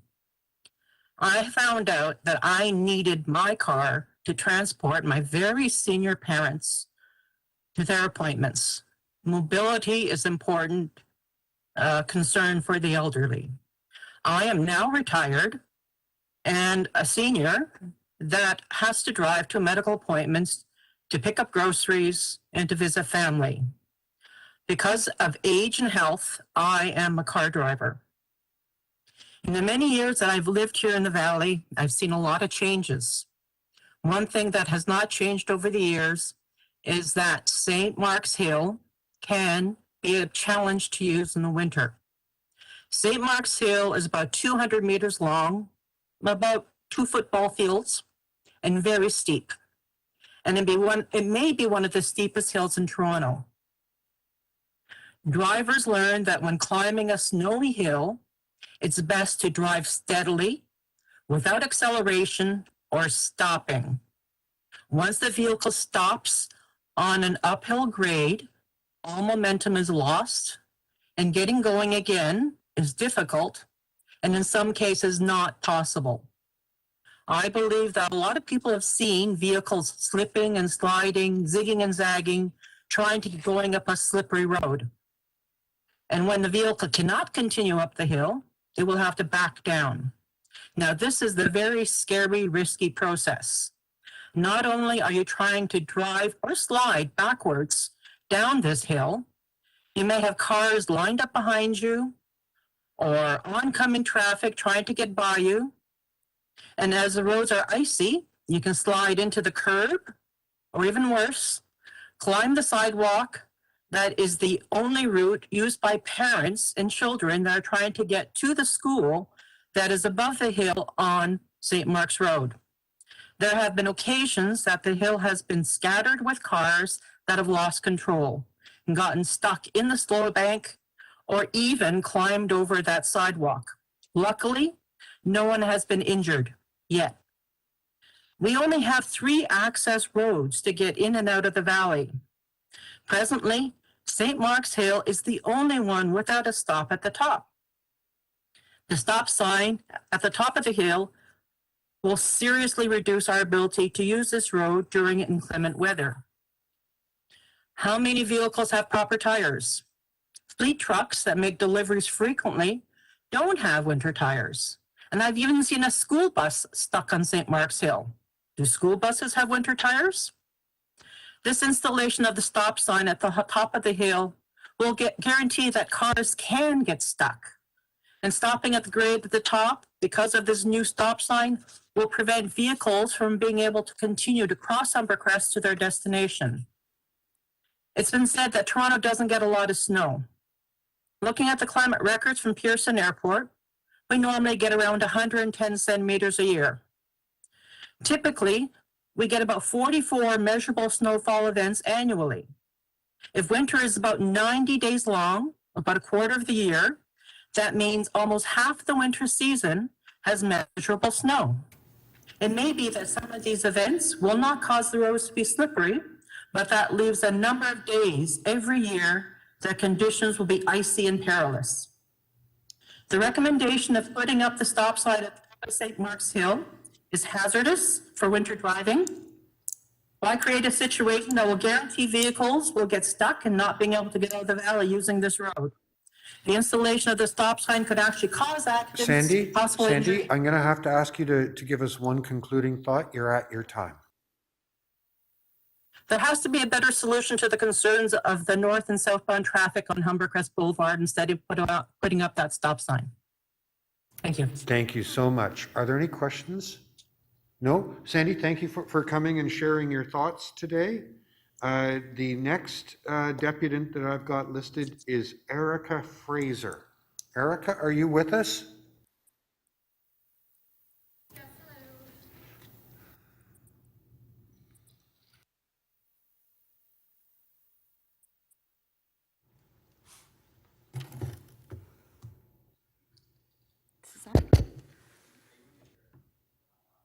I am, but I'm going to attempt to just show it under the light. I think it's easier.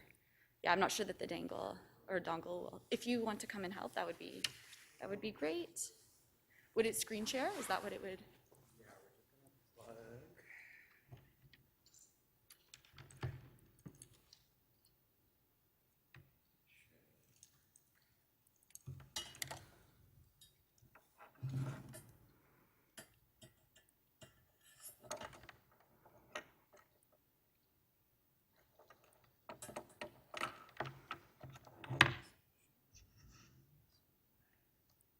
Oh, wonderful. Okay, I don't need to share. Well, I can.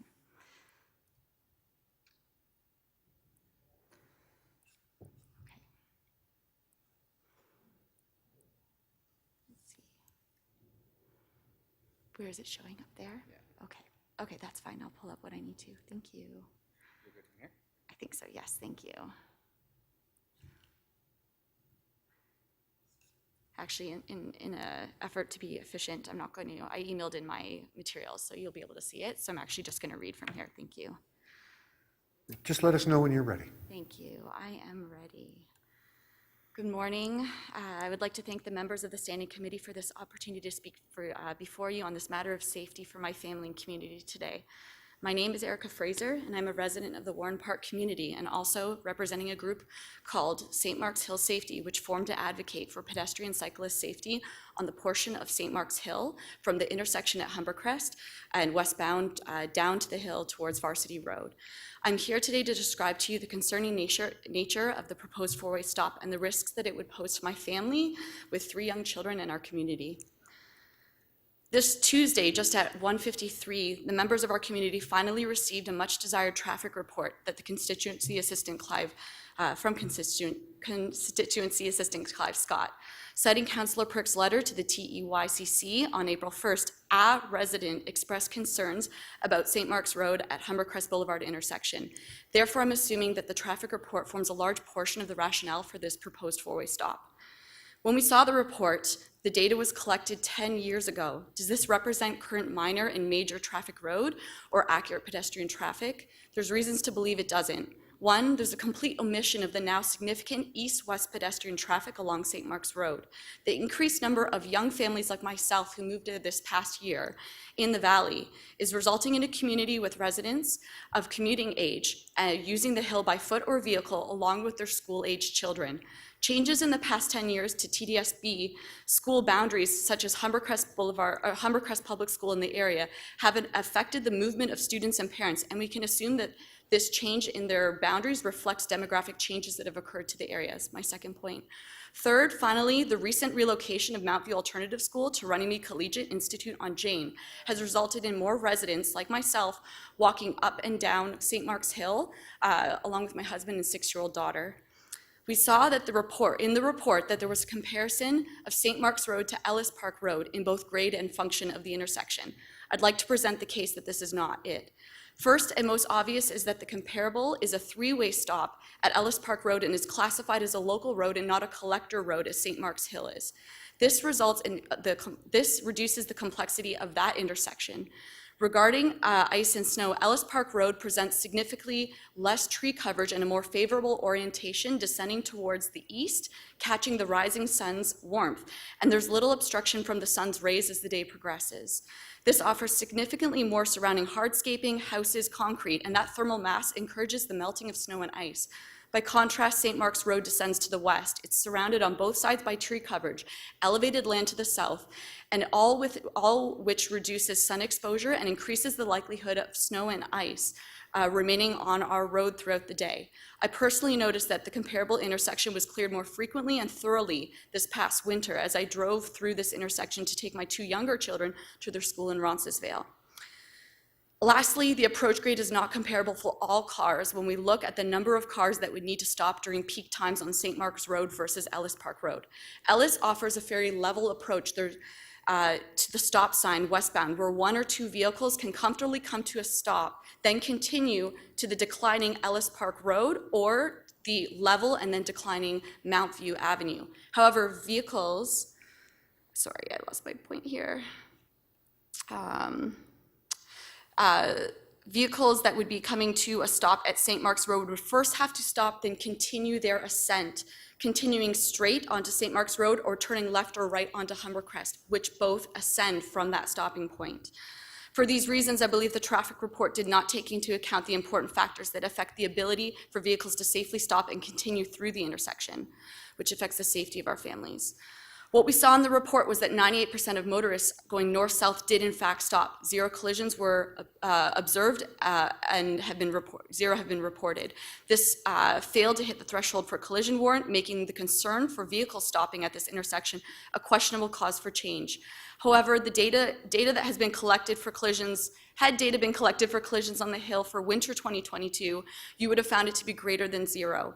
I've been given permission from my community members to share and have my own personal account of 6 vehicles sliding down the hill, colliding this past winter, as well as reports of additional incidents. Had you been attempting to drive St. Mark's on February 2nd around 8 a.m., you would have found 6 vehicles less than halfway down the hill in a zigzag bumper to bumper into the sidewalk and railing. My child and husband walked up this hill less than 30 minutes later on their way to school. The St. Mark's Hill group created an incident log to better understand the nature and number of incidents on this hill. This reporting is recent and can be found in a document I provided. It includes a collection of reports of difficult conditions on the hill as posted to the Humber River Community Board Facebook group from January 2019 to present. There's likely additional incidents I did not catch in my search and ones that were not posted to the Facebook group, but I have no doubt that the number of low incidences is because of our caring and cooperative community that actively reports on the conditions of the hill, in which I check daily in the morning during winter. As you can see, vehicles having to stop at the top of the hill will further increase difficulties for our community of drivers and safety conditions to pedestrians, including my daughter and husband. I have the privilege of presenting the common concerns by our community, along with what the safety concerns I've already expressed. One, how will garbage trucks, water services, emergency vehicles be expected to handle the stop at the top of the hill and the accidents that will no doubt result from the four-way stop? Have police and fire services been consulted regarding the accessibility of the hill? With the record of incidents in the past year, it's only a matter of time before their services are needed for our pedestrians. I have the privilege of presenting common concerns provided by our community. So myself and our passionate, engaged community wants to consider all road users. While the traffic report and with respect recommendations by Councillor Perk does not address what would result, the issues that would result of the proposed four-way stop, I'm there's really a very— sorry. Yes. You've gone well over time. Could I ask you to just give one concluding I thought? appreciate that. I'd just like to say our community really wants to work with you to create a solution that works for all members of the community up on the hill and down below the hill. Thank you. Thank you.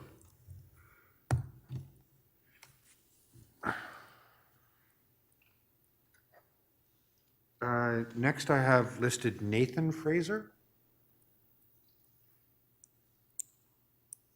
Nathan?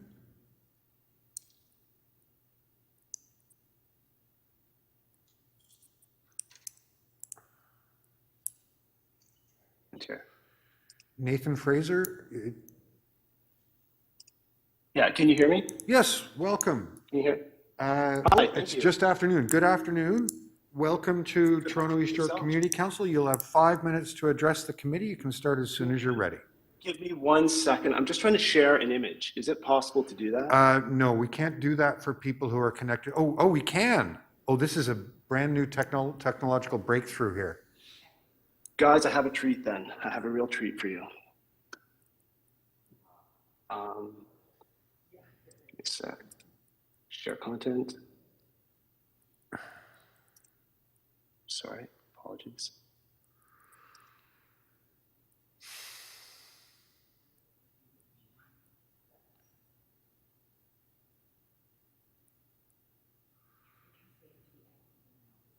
Apologize. I just have to quit and reopen. Sorry, I really apologize.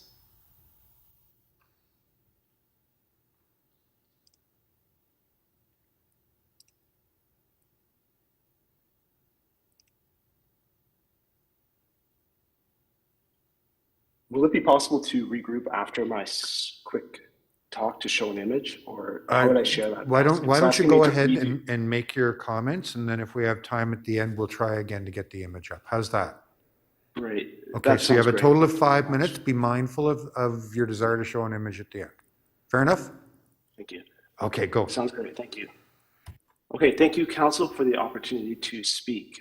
Just last week, we received an email from Gord Park's office stating that in very little time and with very little community consultation, he would be recommending a four-way stop at the top of St. Mark's Road. I responded by email, including some very real safety concerns, supported by an image of an extraordinarily dangerous crash from February 2nd of this year at about 8 a.m. I noted the difficulty cars often have getting up St. Mark's Road in the winter. I noted the many dozens of children that go up and down the unprotected sidewalk on St. Mark's each school day. I said protecting pedestrians should be a priority and suggested a guardrail separating the sidewalk from the road.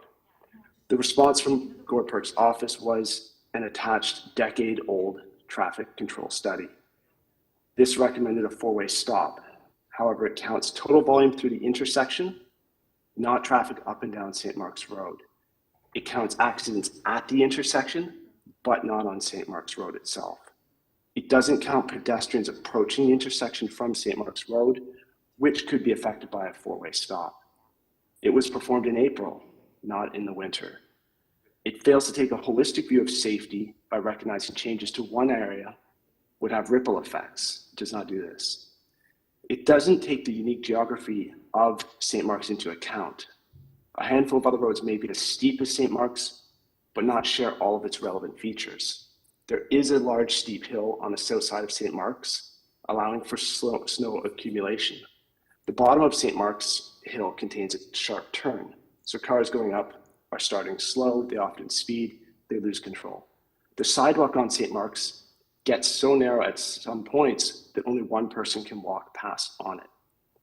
Now, even before Gord Perks signaled his intent to quickly rush this recommendation through, and I'm just speaking in terms of when we got notice that this was going to happen, a large number of community members had formed a group to push for increased safety on St. Mark's. The motivation for this was very specifically February 2nd's multiple car pileup in which cars slid onto the sidewalk just minutes before kids began their regular walk to school routines. Luckily, nobody was hurt, but parents were horrified. Insult was added when the reference control study from the silent film era, it seems, decades ago, states that 0 accidents at the intersection of St. Mark's and Humbercrest. I'm not sure where that data came from, and I'm not sure how it can be accurate. It does beg our belief.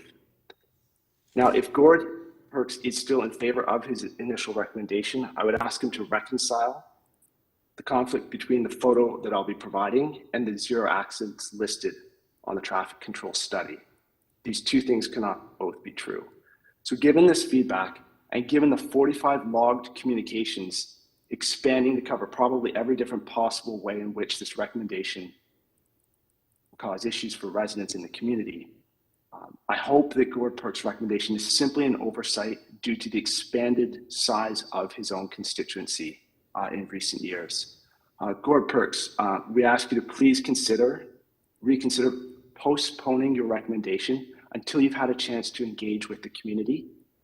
As a longtime constituent of yours in Parkdale, and now after expanded ward boundaries and a move, I'm still a constituent, but at the far reaches of your ward, I can't seem to get away from you. But nor would I want to. You've been a thoughtful, principled, and engaged councillor that I've known for over a decade. We're looking forward to working with you, and we thank you guys very much for all of your time. Thank you. Thank you. Do you want to reattempt that image now? Yeah, so I'm just gonna have to quickly restart this, and I hope I'm back in time. Sorry, give me one sec.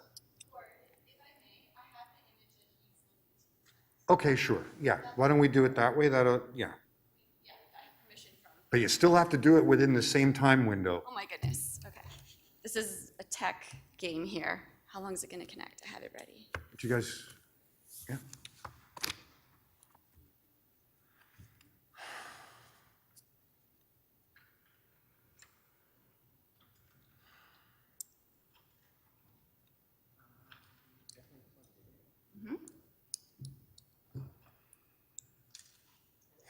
Is it not kicking over to the source? It wasn't kicking over to the source because of the friggin' air media. Let's just try it again. And then in worst case scenario, we put it on the overhead. Okay.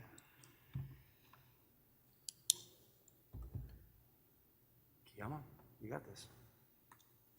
Just go patch it. Okay.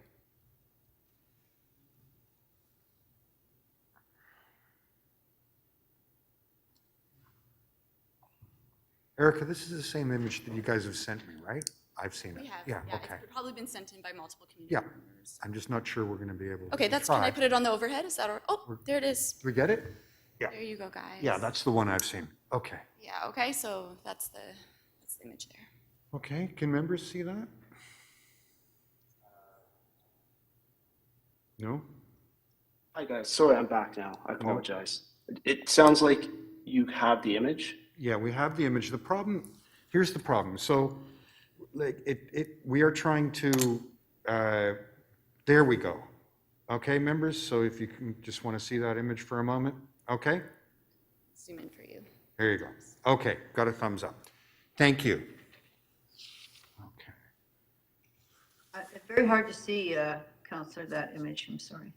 Okay. And it's also, I believe, been circulated in the correspondence. This is the best we can do, Councillor Fletcher. This is the problem with the hybrid meetings. Thank you. They're less than perfect.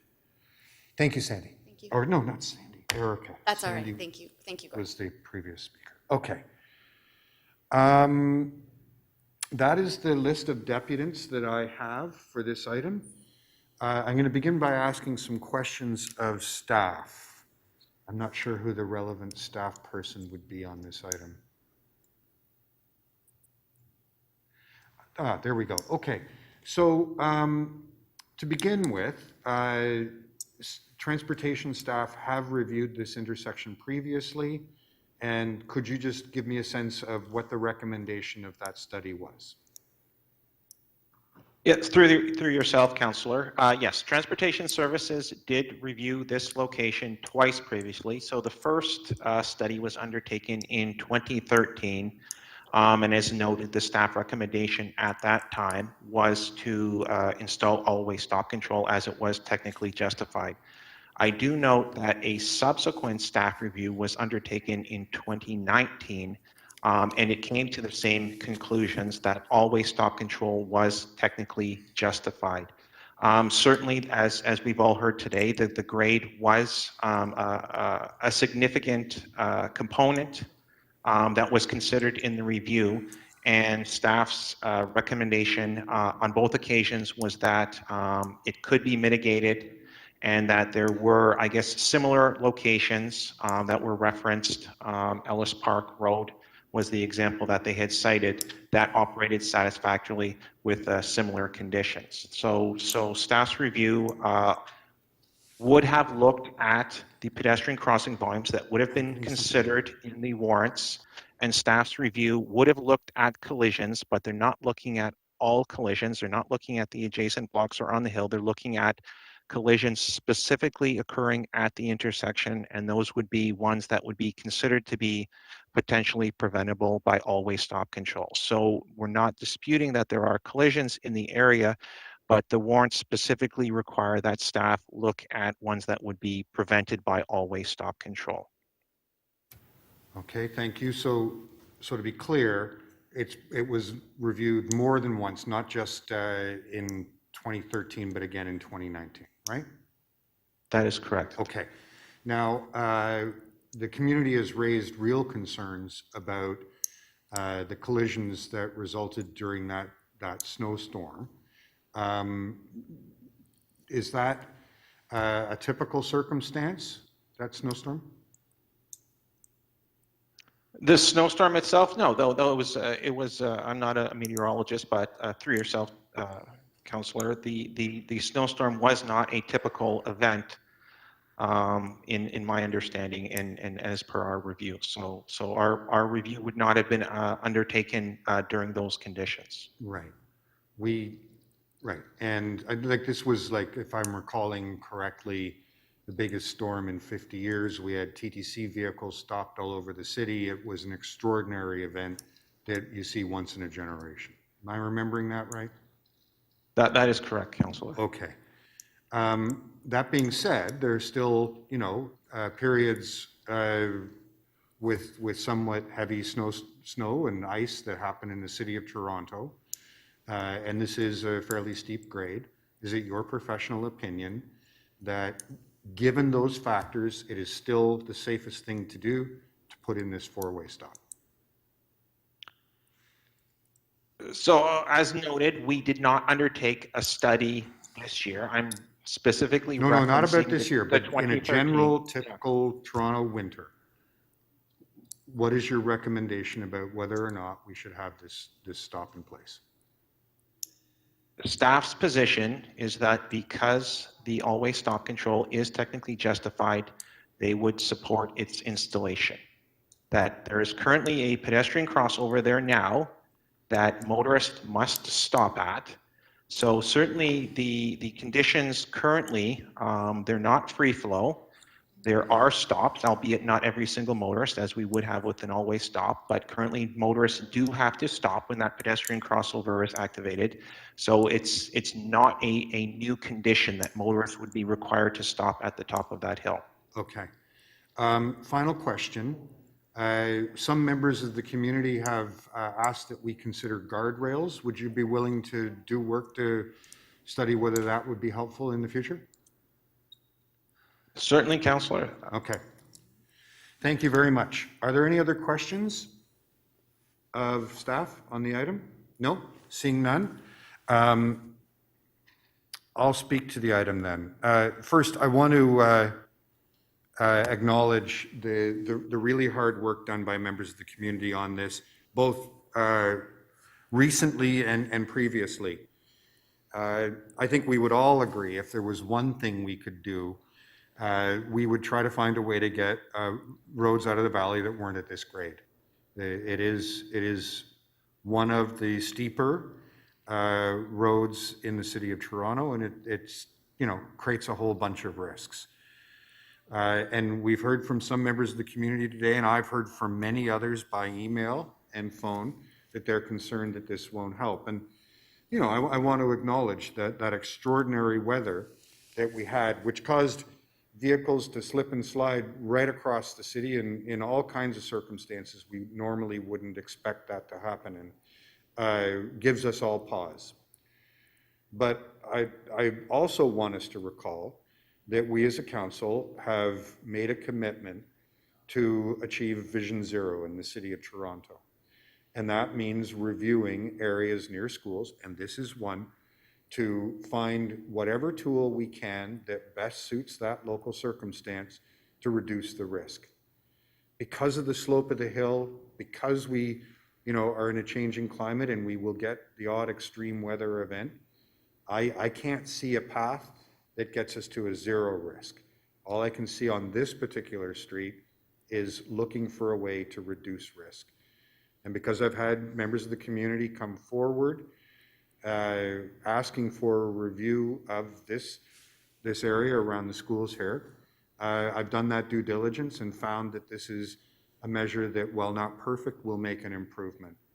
I also want to commit that we're going to continue to do work looking at things like the safety barriers, but I can't defer it. When I've got a moment when city staff are saying that the way to improve the safety near a school is to take this step now and consider future steps further, I would not be doing my job if I didn't take that advice and put a safety measure in now.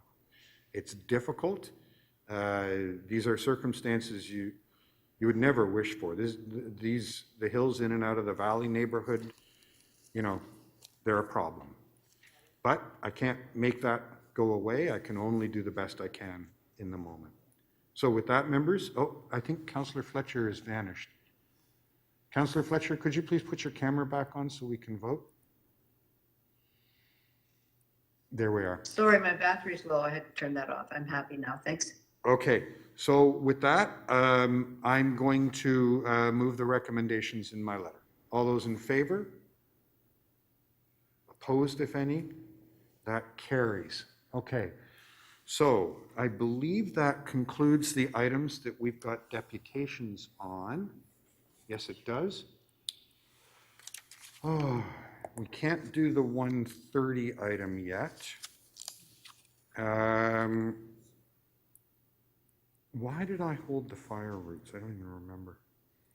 Would you like to go back to Councillor Wong-Tam's minutes? Sorry.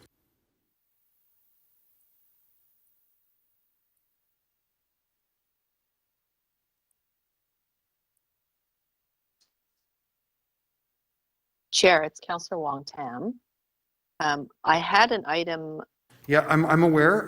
Oh. We have a half a dozen or a dozen things to work. Oh, no, more than that.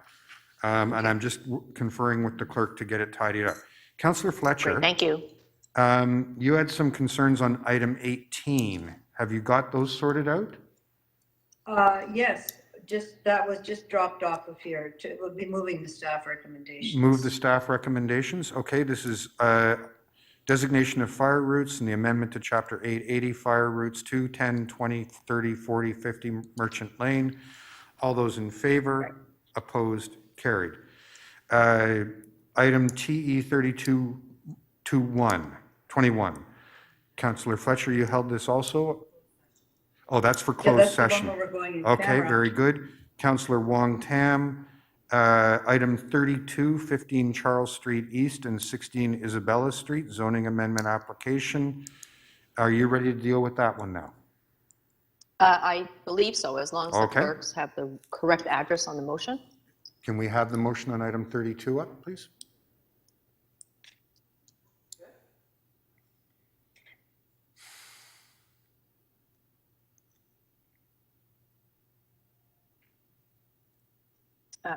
Fantastic, thank you. This is the same motion that I've moved on the other 4 preliminary reports, and that's to ensure that we can have a community meeting as soon as possible at the beginning of the new term with the new councillor, ensuring that the city staff can do outreach with the various stakeholders in the area, as well as to ensure that we solicit their responses in the interim during the summer/election break, and to direct staff to set up a site plan working group as part of their application review. And I just want to add one thing to this particular application. This application is one of 2 that was submitted during the week of Christmas 2021, so right before the end of the year and during the Christmas break. It came with no consultation, not even for the pre-application stage. So it took the community by surprise. It took myself in city planning by surprise, and I was alerted to the applications largely as a community member was sort of looking online for another matter. That is not the way applications should be submitted.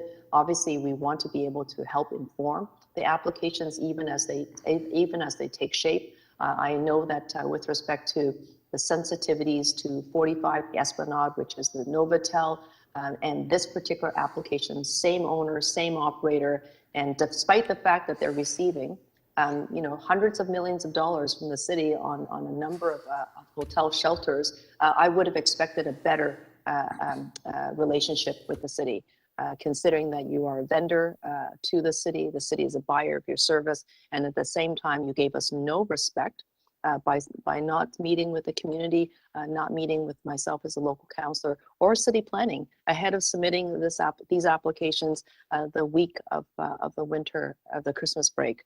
Hopefully moving forward, I'm going to put that behind us now, but hopefully moving forward, you'll be much more proactive and constructive in your conversations with the community, and that you'll work with the city planning to make sure that your application constitutes good planning, and that the relationship will be much tighter and much more transparent through the planning review. Thank you very much. Thank you. So we'll take the amendment and the item as a package. All those in favor, opposed, carried. Next, I have item 41. Councillor Wong Tam. Same deal, right?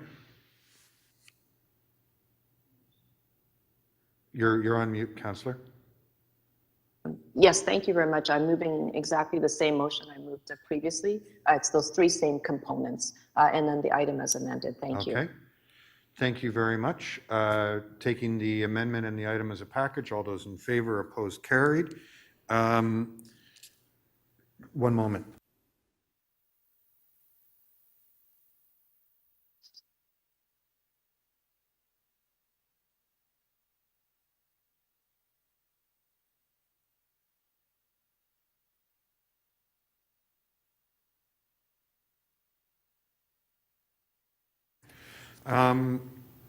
Next, Ellen, you asked us to hold the liquor license. Are we ready? We're waiting. Okay. We just did 66. So 75, I guess we go to now. Okay. Members, we got like 2 minutes. Let's see if we can get through any of the new business items. First, we have 75.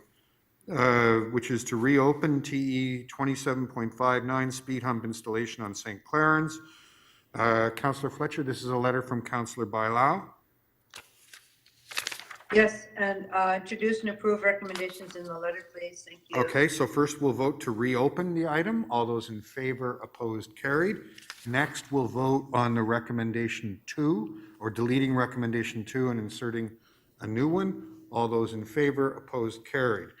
Item TE 32.76, speed bump installation on East-West Public Lane, bounded by Wallace Avenue, Emerson Avenue, Armstrong Avenue, and Dufferin Street. Councillor Fletcher? Introduce and approve recommendations in the letter. All those in favor, opposed, carried. Item TE 3277, speed limit reduction, Queens Quay East. Councillor Layton? I'll move the recommendations in the letter. All those in favor, opposed, carried. Item TE 3278, traffic amendments Cherry Street and Lakeshore Boulevard East intersection realignment. Councillor Layton. I'll move the recommendations in the letter. All those in favor, opposed, carried.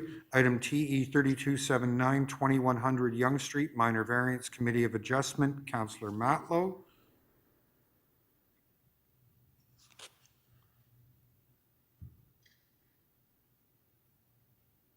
I move the recommendation. Okay, all those in favor, opposed, carried. Item TE 3280, authorize the implementation of speed bumps on Highbourne Road between College View Avenue and Tranmere. Councillor Matlow. I move our recommendation. Okay, all those in favor, opposed, carries. Members, that takes us to 12:30. I will see you back here at 1:30.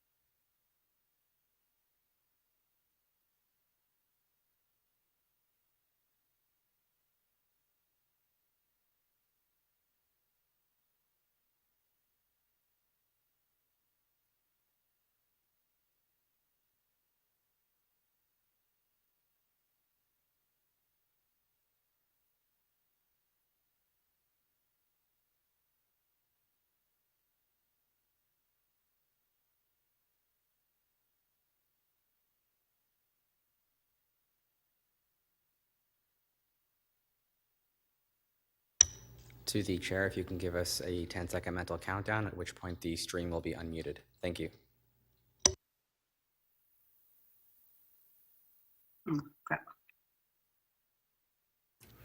Okay, good afternoon.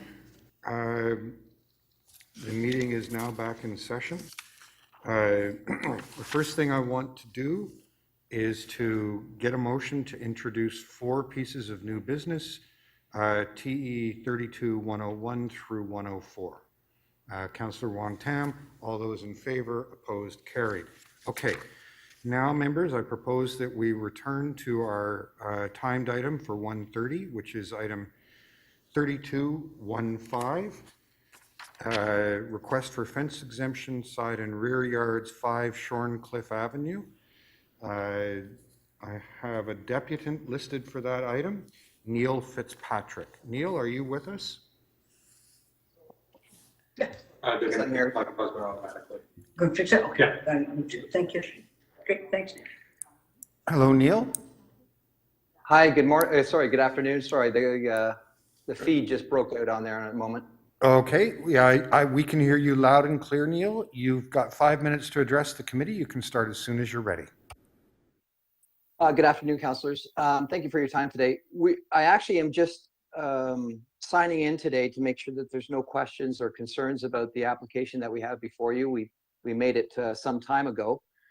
It's between 2 residential properties. It's for a section of fence that runs approximately about 20 feet long. We have a letter of support from the other neighbor that was in agreement with the raised height.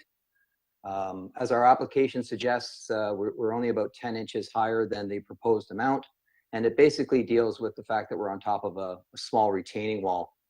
In addition, we made an agreement with the neighbor that we moved that fence back within my client's property about 4 to 5 inches, just to accommodate and provide them with some more space and ease of access to their own property. So I don't have a lot to present to you unless there's any questions or concerns about our application. Thank you, Neil. Are there any questions of the deputant? I don't see any. Neil, thank you so much for making yourself available today. Are there any questions of staff? Seeing none, Councillor Matlow. I'm happy to move the recommendation for approval. Okay. That's recommendation 2. To approve, yes. Okay. Okay, so recommendation 2 grants the application for the existing side and rear yard fence without conditions, directs and requires that the installation be maintained in good repair without alteration, direct and require that at such time as replacement of the fence is required, that such installation will comply with Municipal Code Chapter 447 or its successor bylaw. Okay, all those in favor? Okay, all those in favor? Opposed? Carried. Next, we can deal with item TE 3256. I held this because I thought I might need to make an amendment. I don't. Are there any other members who have issues on this item? This is the... Sorry, which item was that? 5.6, the accessible parking spaces. Nope. Okay. So I'll move that. All those in favor, opposed, carried. Okay. Item TE 3264, endorsement of events for liquor license purposes. Councillor Layton. Yes, I have a motion that's prepared by staff. It's about Big on Bloor and the Taste of Little Italy. Okay. So we'll take that. All those in favor, opposed, that carries. And we got as far as number 81. Thank you so much. For those of you who aren't in the room, I just want you to know that the crew of the Enterprise is doing fantastic work here, keeping the captain oriented. Okay, item TE 32.81. Authorize the implementation of speed humps on Pinewood Avenue between Maplewood Avenue and St. Clair Avenue West. I've got to get my other sheets. Are there any questions of staff on this? I don't see any. Councillor Matlow. I move the recommendation. All those in favor, opposed, carried. Item TE 32.82, authorize the implementation of speed humps on Rushton Road between Humewood Gardens and Wellwood Avenue. Councillor Matlow. I move the recommendation. All those in favor, opposed, carried. Item TE 32.83, implementation of a no standing prohibition on Durham Avenue between Winnett Avenue and Arlington Avenue. Councillor Matlow. I move the recommendation. All those in favor, opposed, carried. Item TE 32.84, parking amendments on a section of Melita Crescent. Councillor Matlow. I move the recommendation. All those in favor, opposed, carried. Item TE 32.85, reopen item TE 29.75, parking amendments on Dewborn Avenue. Councillor Matlow, on the motion to reopen. I move the recommendation. All those in favor of reopening, opposed, carried. On the subsequent recommendations, Councillor Matlow. I move it. All those in favor, opposed, carried. Item TE 32.86, temporary closure of Bel Air Street to support Cafe TO. Councillor Layton. Thank you very much, Mr. Chair. I'll move the recommendations in my letter.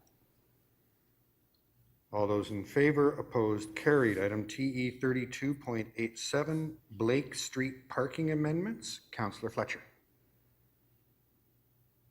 Going to move the amendments in the letter. It is to accommodate one of the oldest Jewish cemeteries in the city of Toronto. Okay. All those in favor, opposed, carried. Item TE 32.88, proposed amendments to Toronto Parking Authority Policy Resolution 36, residential overnight. I understand there's a slight wording change here. If we could, 88.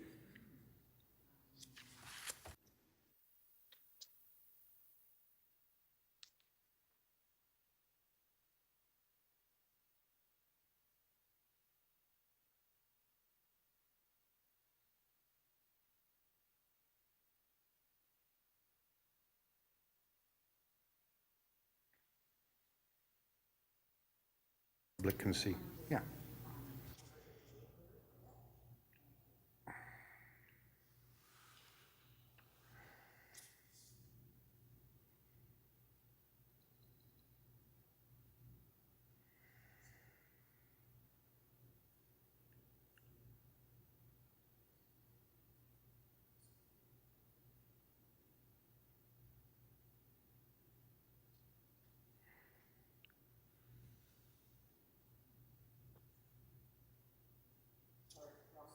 Wrong one? Yeah, we need 88. I think there was just a 3-word addition to the motion to just clarify. Yeah.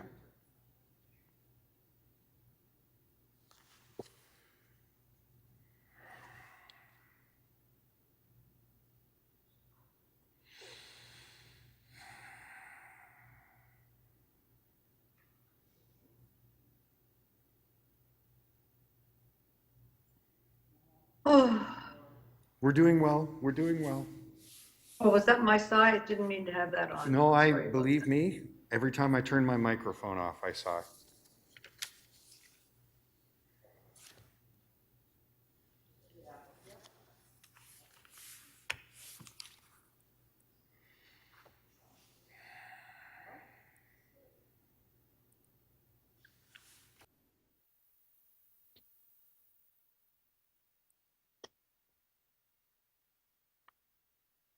Yes, members, as you can see, the words "as it pertains to the Toronto East York Community Council District" have been added, just to clarify.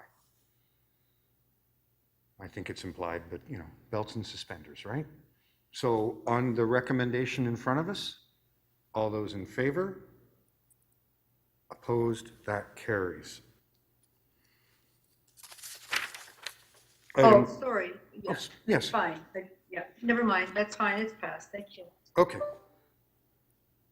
Item TE 32.89, Queen Street East Heritage Conservation District Revival. Councillor Fletcher.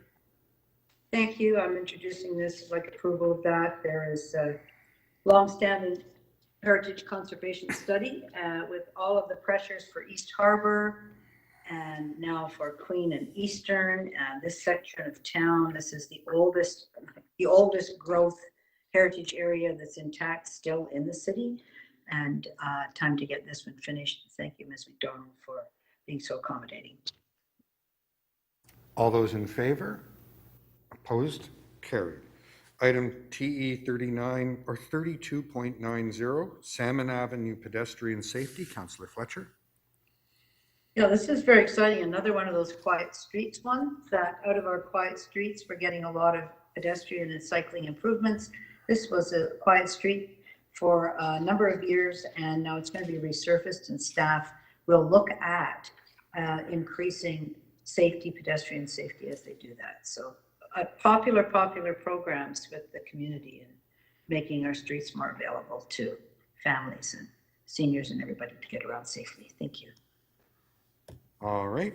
All those in favor? Opposed? That carries. Item TE 32.91, speed hump installation on Pickering Avenue from Gerrard Street East and Kingston Road. Councillor Fletcher. I am now Councillor Brad Bradford, and Yes, I'm you going are. to introduce the recommendations in my letter. All those in favor? Opposed? Carried. Item TE 32.92, speed hump installation, Coleridge Avenue between Barker Avenue and Lumsden Avenue.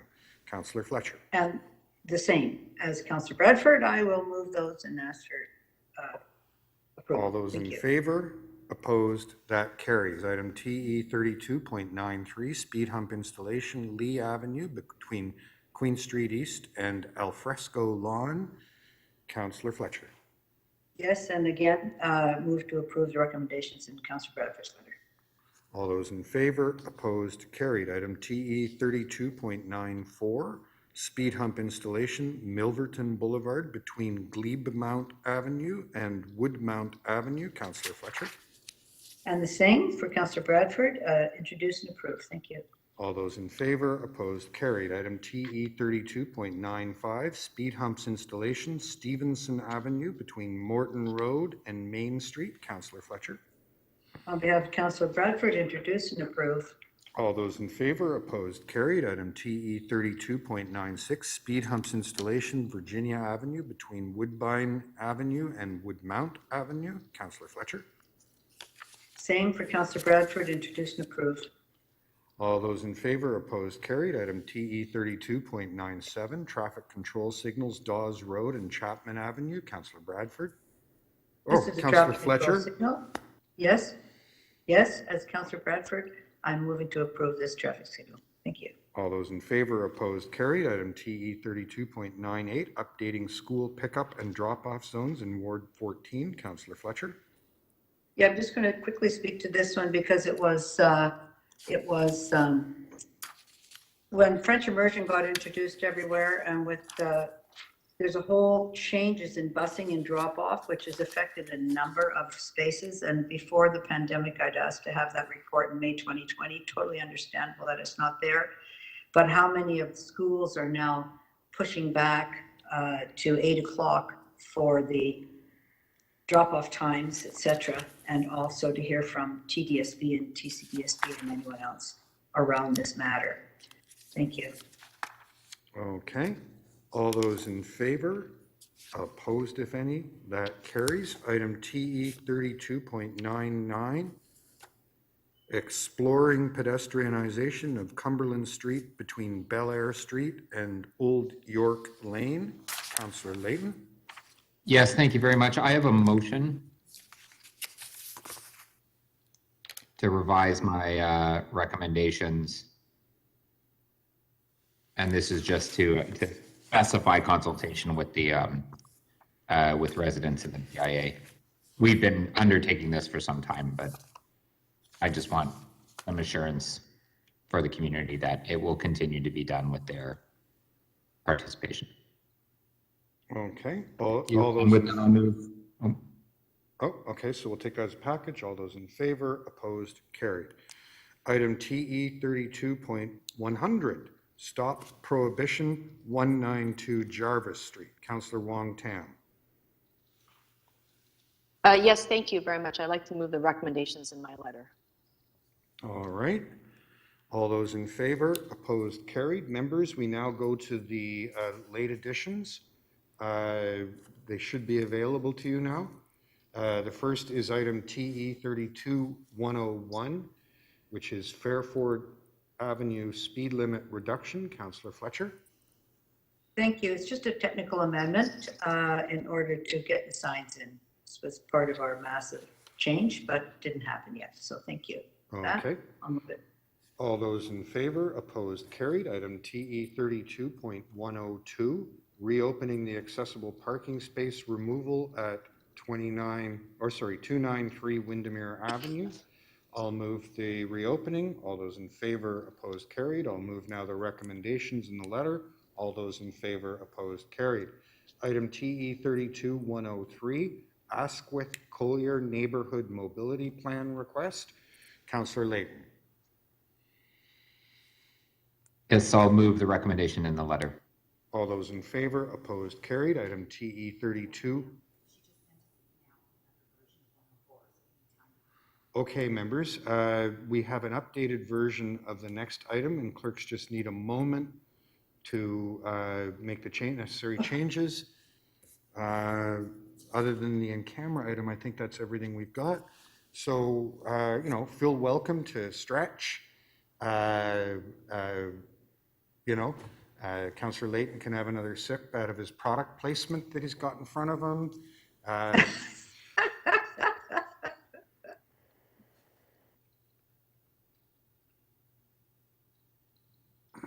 We'll just wait. I haven't seen your product placement, Councillor Layton. Could you show it to us, please? No. Come on. I saw it. It was placed. The product was placed. There was no placed product. If anything, it's my Big Mish baseball cap. Want to check this out? Got that in Nathan Phillips Square. That's a Blue Jays cap. That's a Blue Jays cap. Looking good. Always.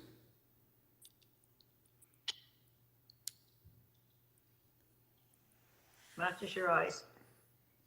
Aww. Oh, and your shirt. And my shirt. Yeah.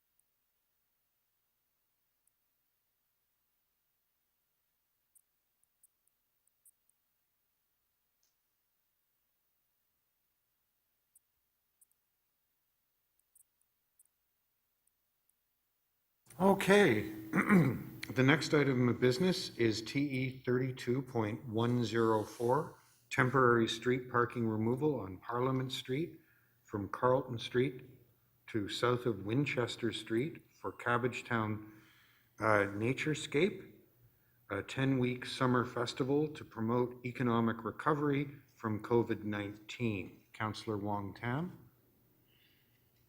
Yes, thank you very much, Chair. It is the title should read parking relocation, not removal. Parking Hopefully that could be relocation, reflected. yes.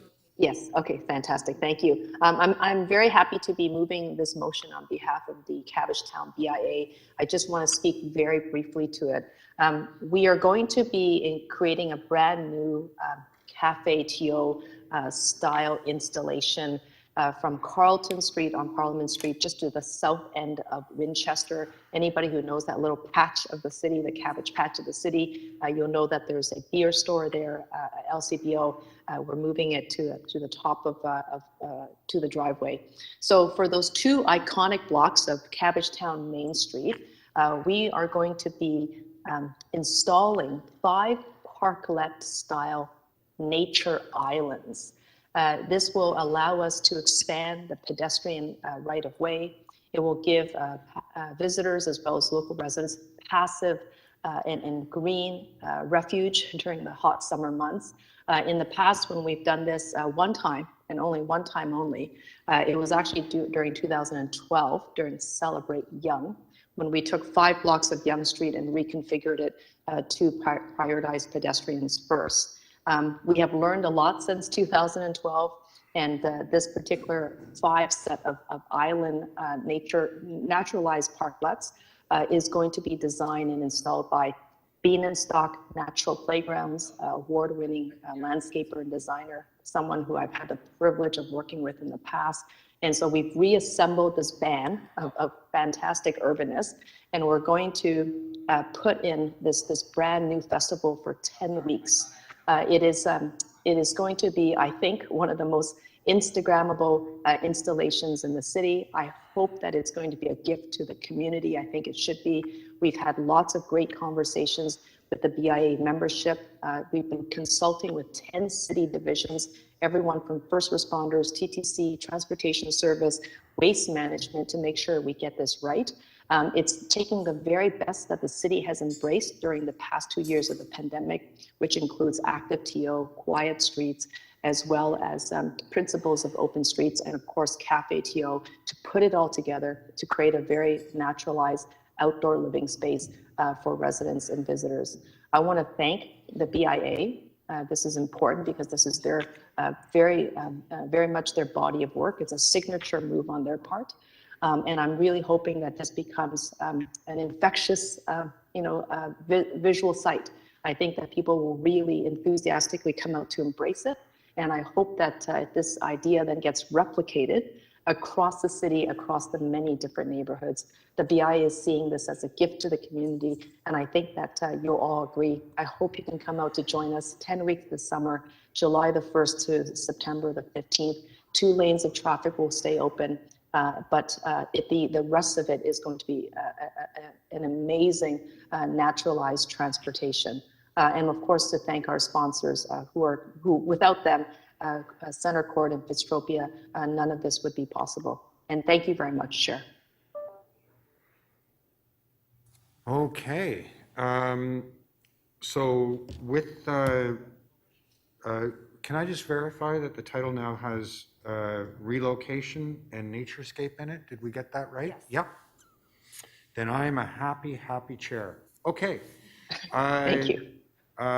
So all those in favor? Opposed, if any? That carries. Members, that takes us to our final item for which we have to go in camera. I would like to move that the Toronto and East York Community Council recess its public session to meet in closed session to consider the following item as it relates to the receiving of advice that is subject to solicitor-client privilege, including communications necessary for that purpose, and concerns litigation or potential litigation, including matters before administrative tribunals affecting the city or a local board.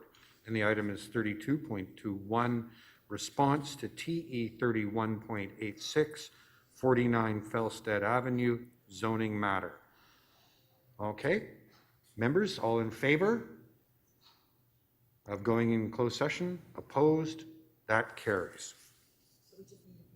Yep, and we'll just be a few minutes. Well, believe it or not, we actually have to physically isolate the chamber to go in camera.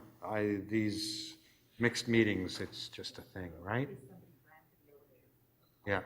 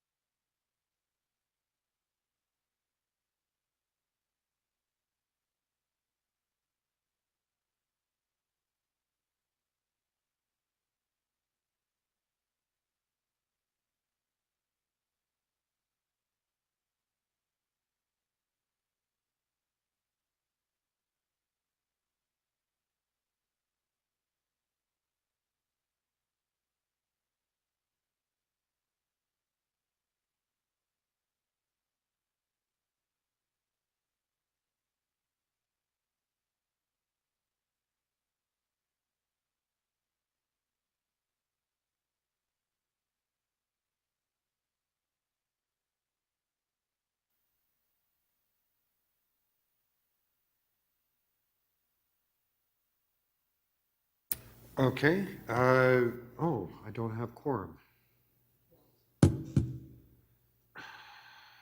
There's Councillor Layton. I need Councillor Fletcher back. Just a moment, please.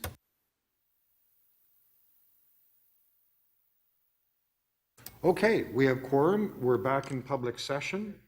We're on, there were no motions moved in the closed session. We're on item TE 32.21, response to TE 31.86, 49 Felstead Avenue zoning matter. Are there any questions of staff? Yes, thanks, Chair. And I don't think this will take very long. And thank you. I just wondered, my committee is quite interested in when there have been any noise violations and if there would be a hearing of some kind and how they would be alerted to that, if there's going to be one, please. Through the chair, Councillor, the court date is May 20th at 1:30 p.m. and usually the prosecutors will advise any witnesses that are privy or that are part of the prosecution. But on the 20th of May, it's to be spoken to, so they'll set a trial date at that point. And if the public wants to come call in to MLS to the South District, the manager will be more than happy to provide that information to constituents. Sorry, what information is that, Ms. Glivery? The court date for the noise charges. So this is not the court date for the charges. This is the pre-meeting. Yes, this is to be spoken to date, pre-trial. So this is pre-trial. Yes. And where is that taking place, please? I believe, Councillor, through the chair, it's at Old City Hall, but I will confirm that. That would be very good. They're asking about that. Thank you so much. That's all. Thank you very much for all your time and attention. Thank you. Are there any other questions of staff? Seeing none, Councillor Fletcher, you held the item. Yes, I'll just move thank you, staff, for their work on this, and thank you for that information, Ms. Glivery. They're people just interested because it is, of course, investigation. It's a court case, and it's not a public matter in that way, but court is public, so very helpful to understand when that pretrial will be. Thank you. Okay, so the motion that's in front of us is for receipt. That for information, Mr. Chair. Yes, I'll move that. Thank you so much. All of those in favor of receipt of the item? Opposed, if any? That carries. Now we've just got to do some bills, members, so if you can be patient for just another moment.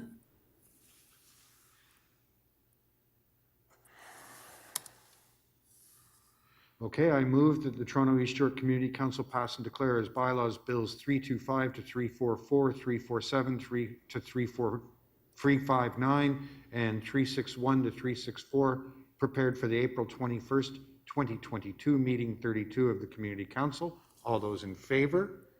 Opposed? That carries.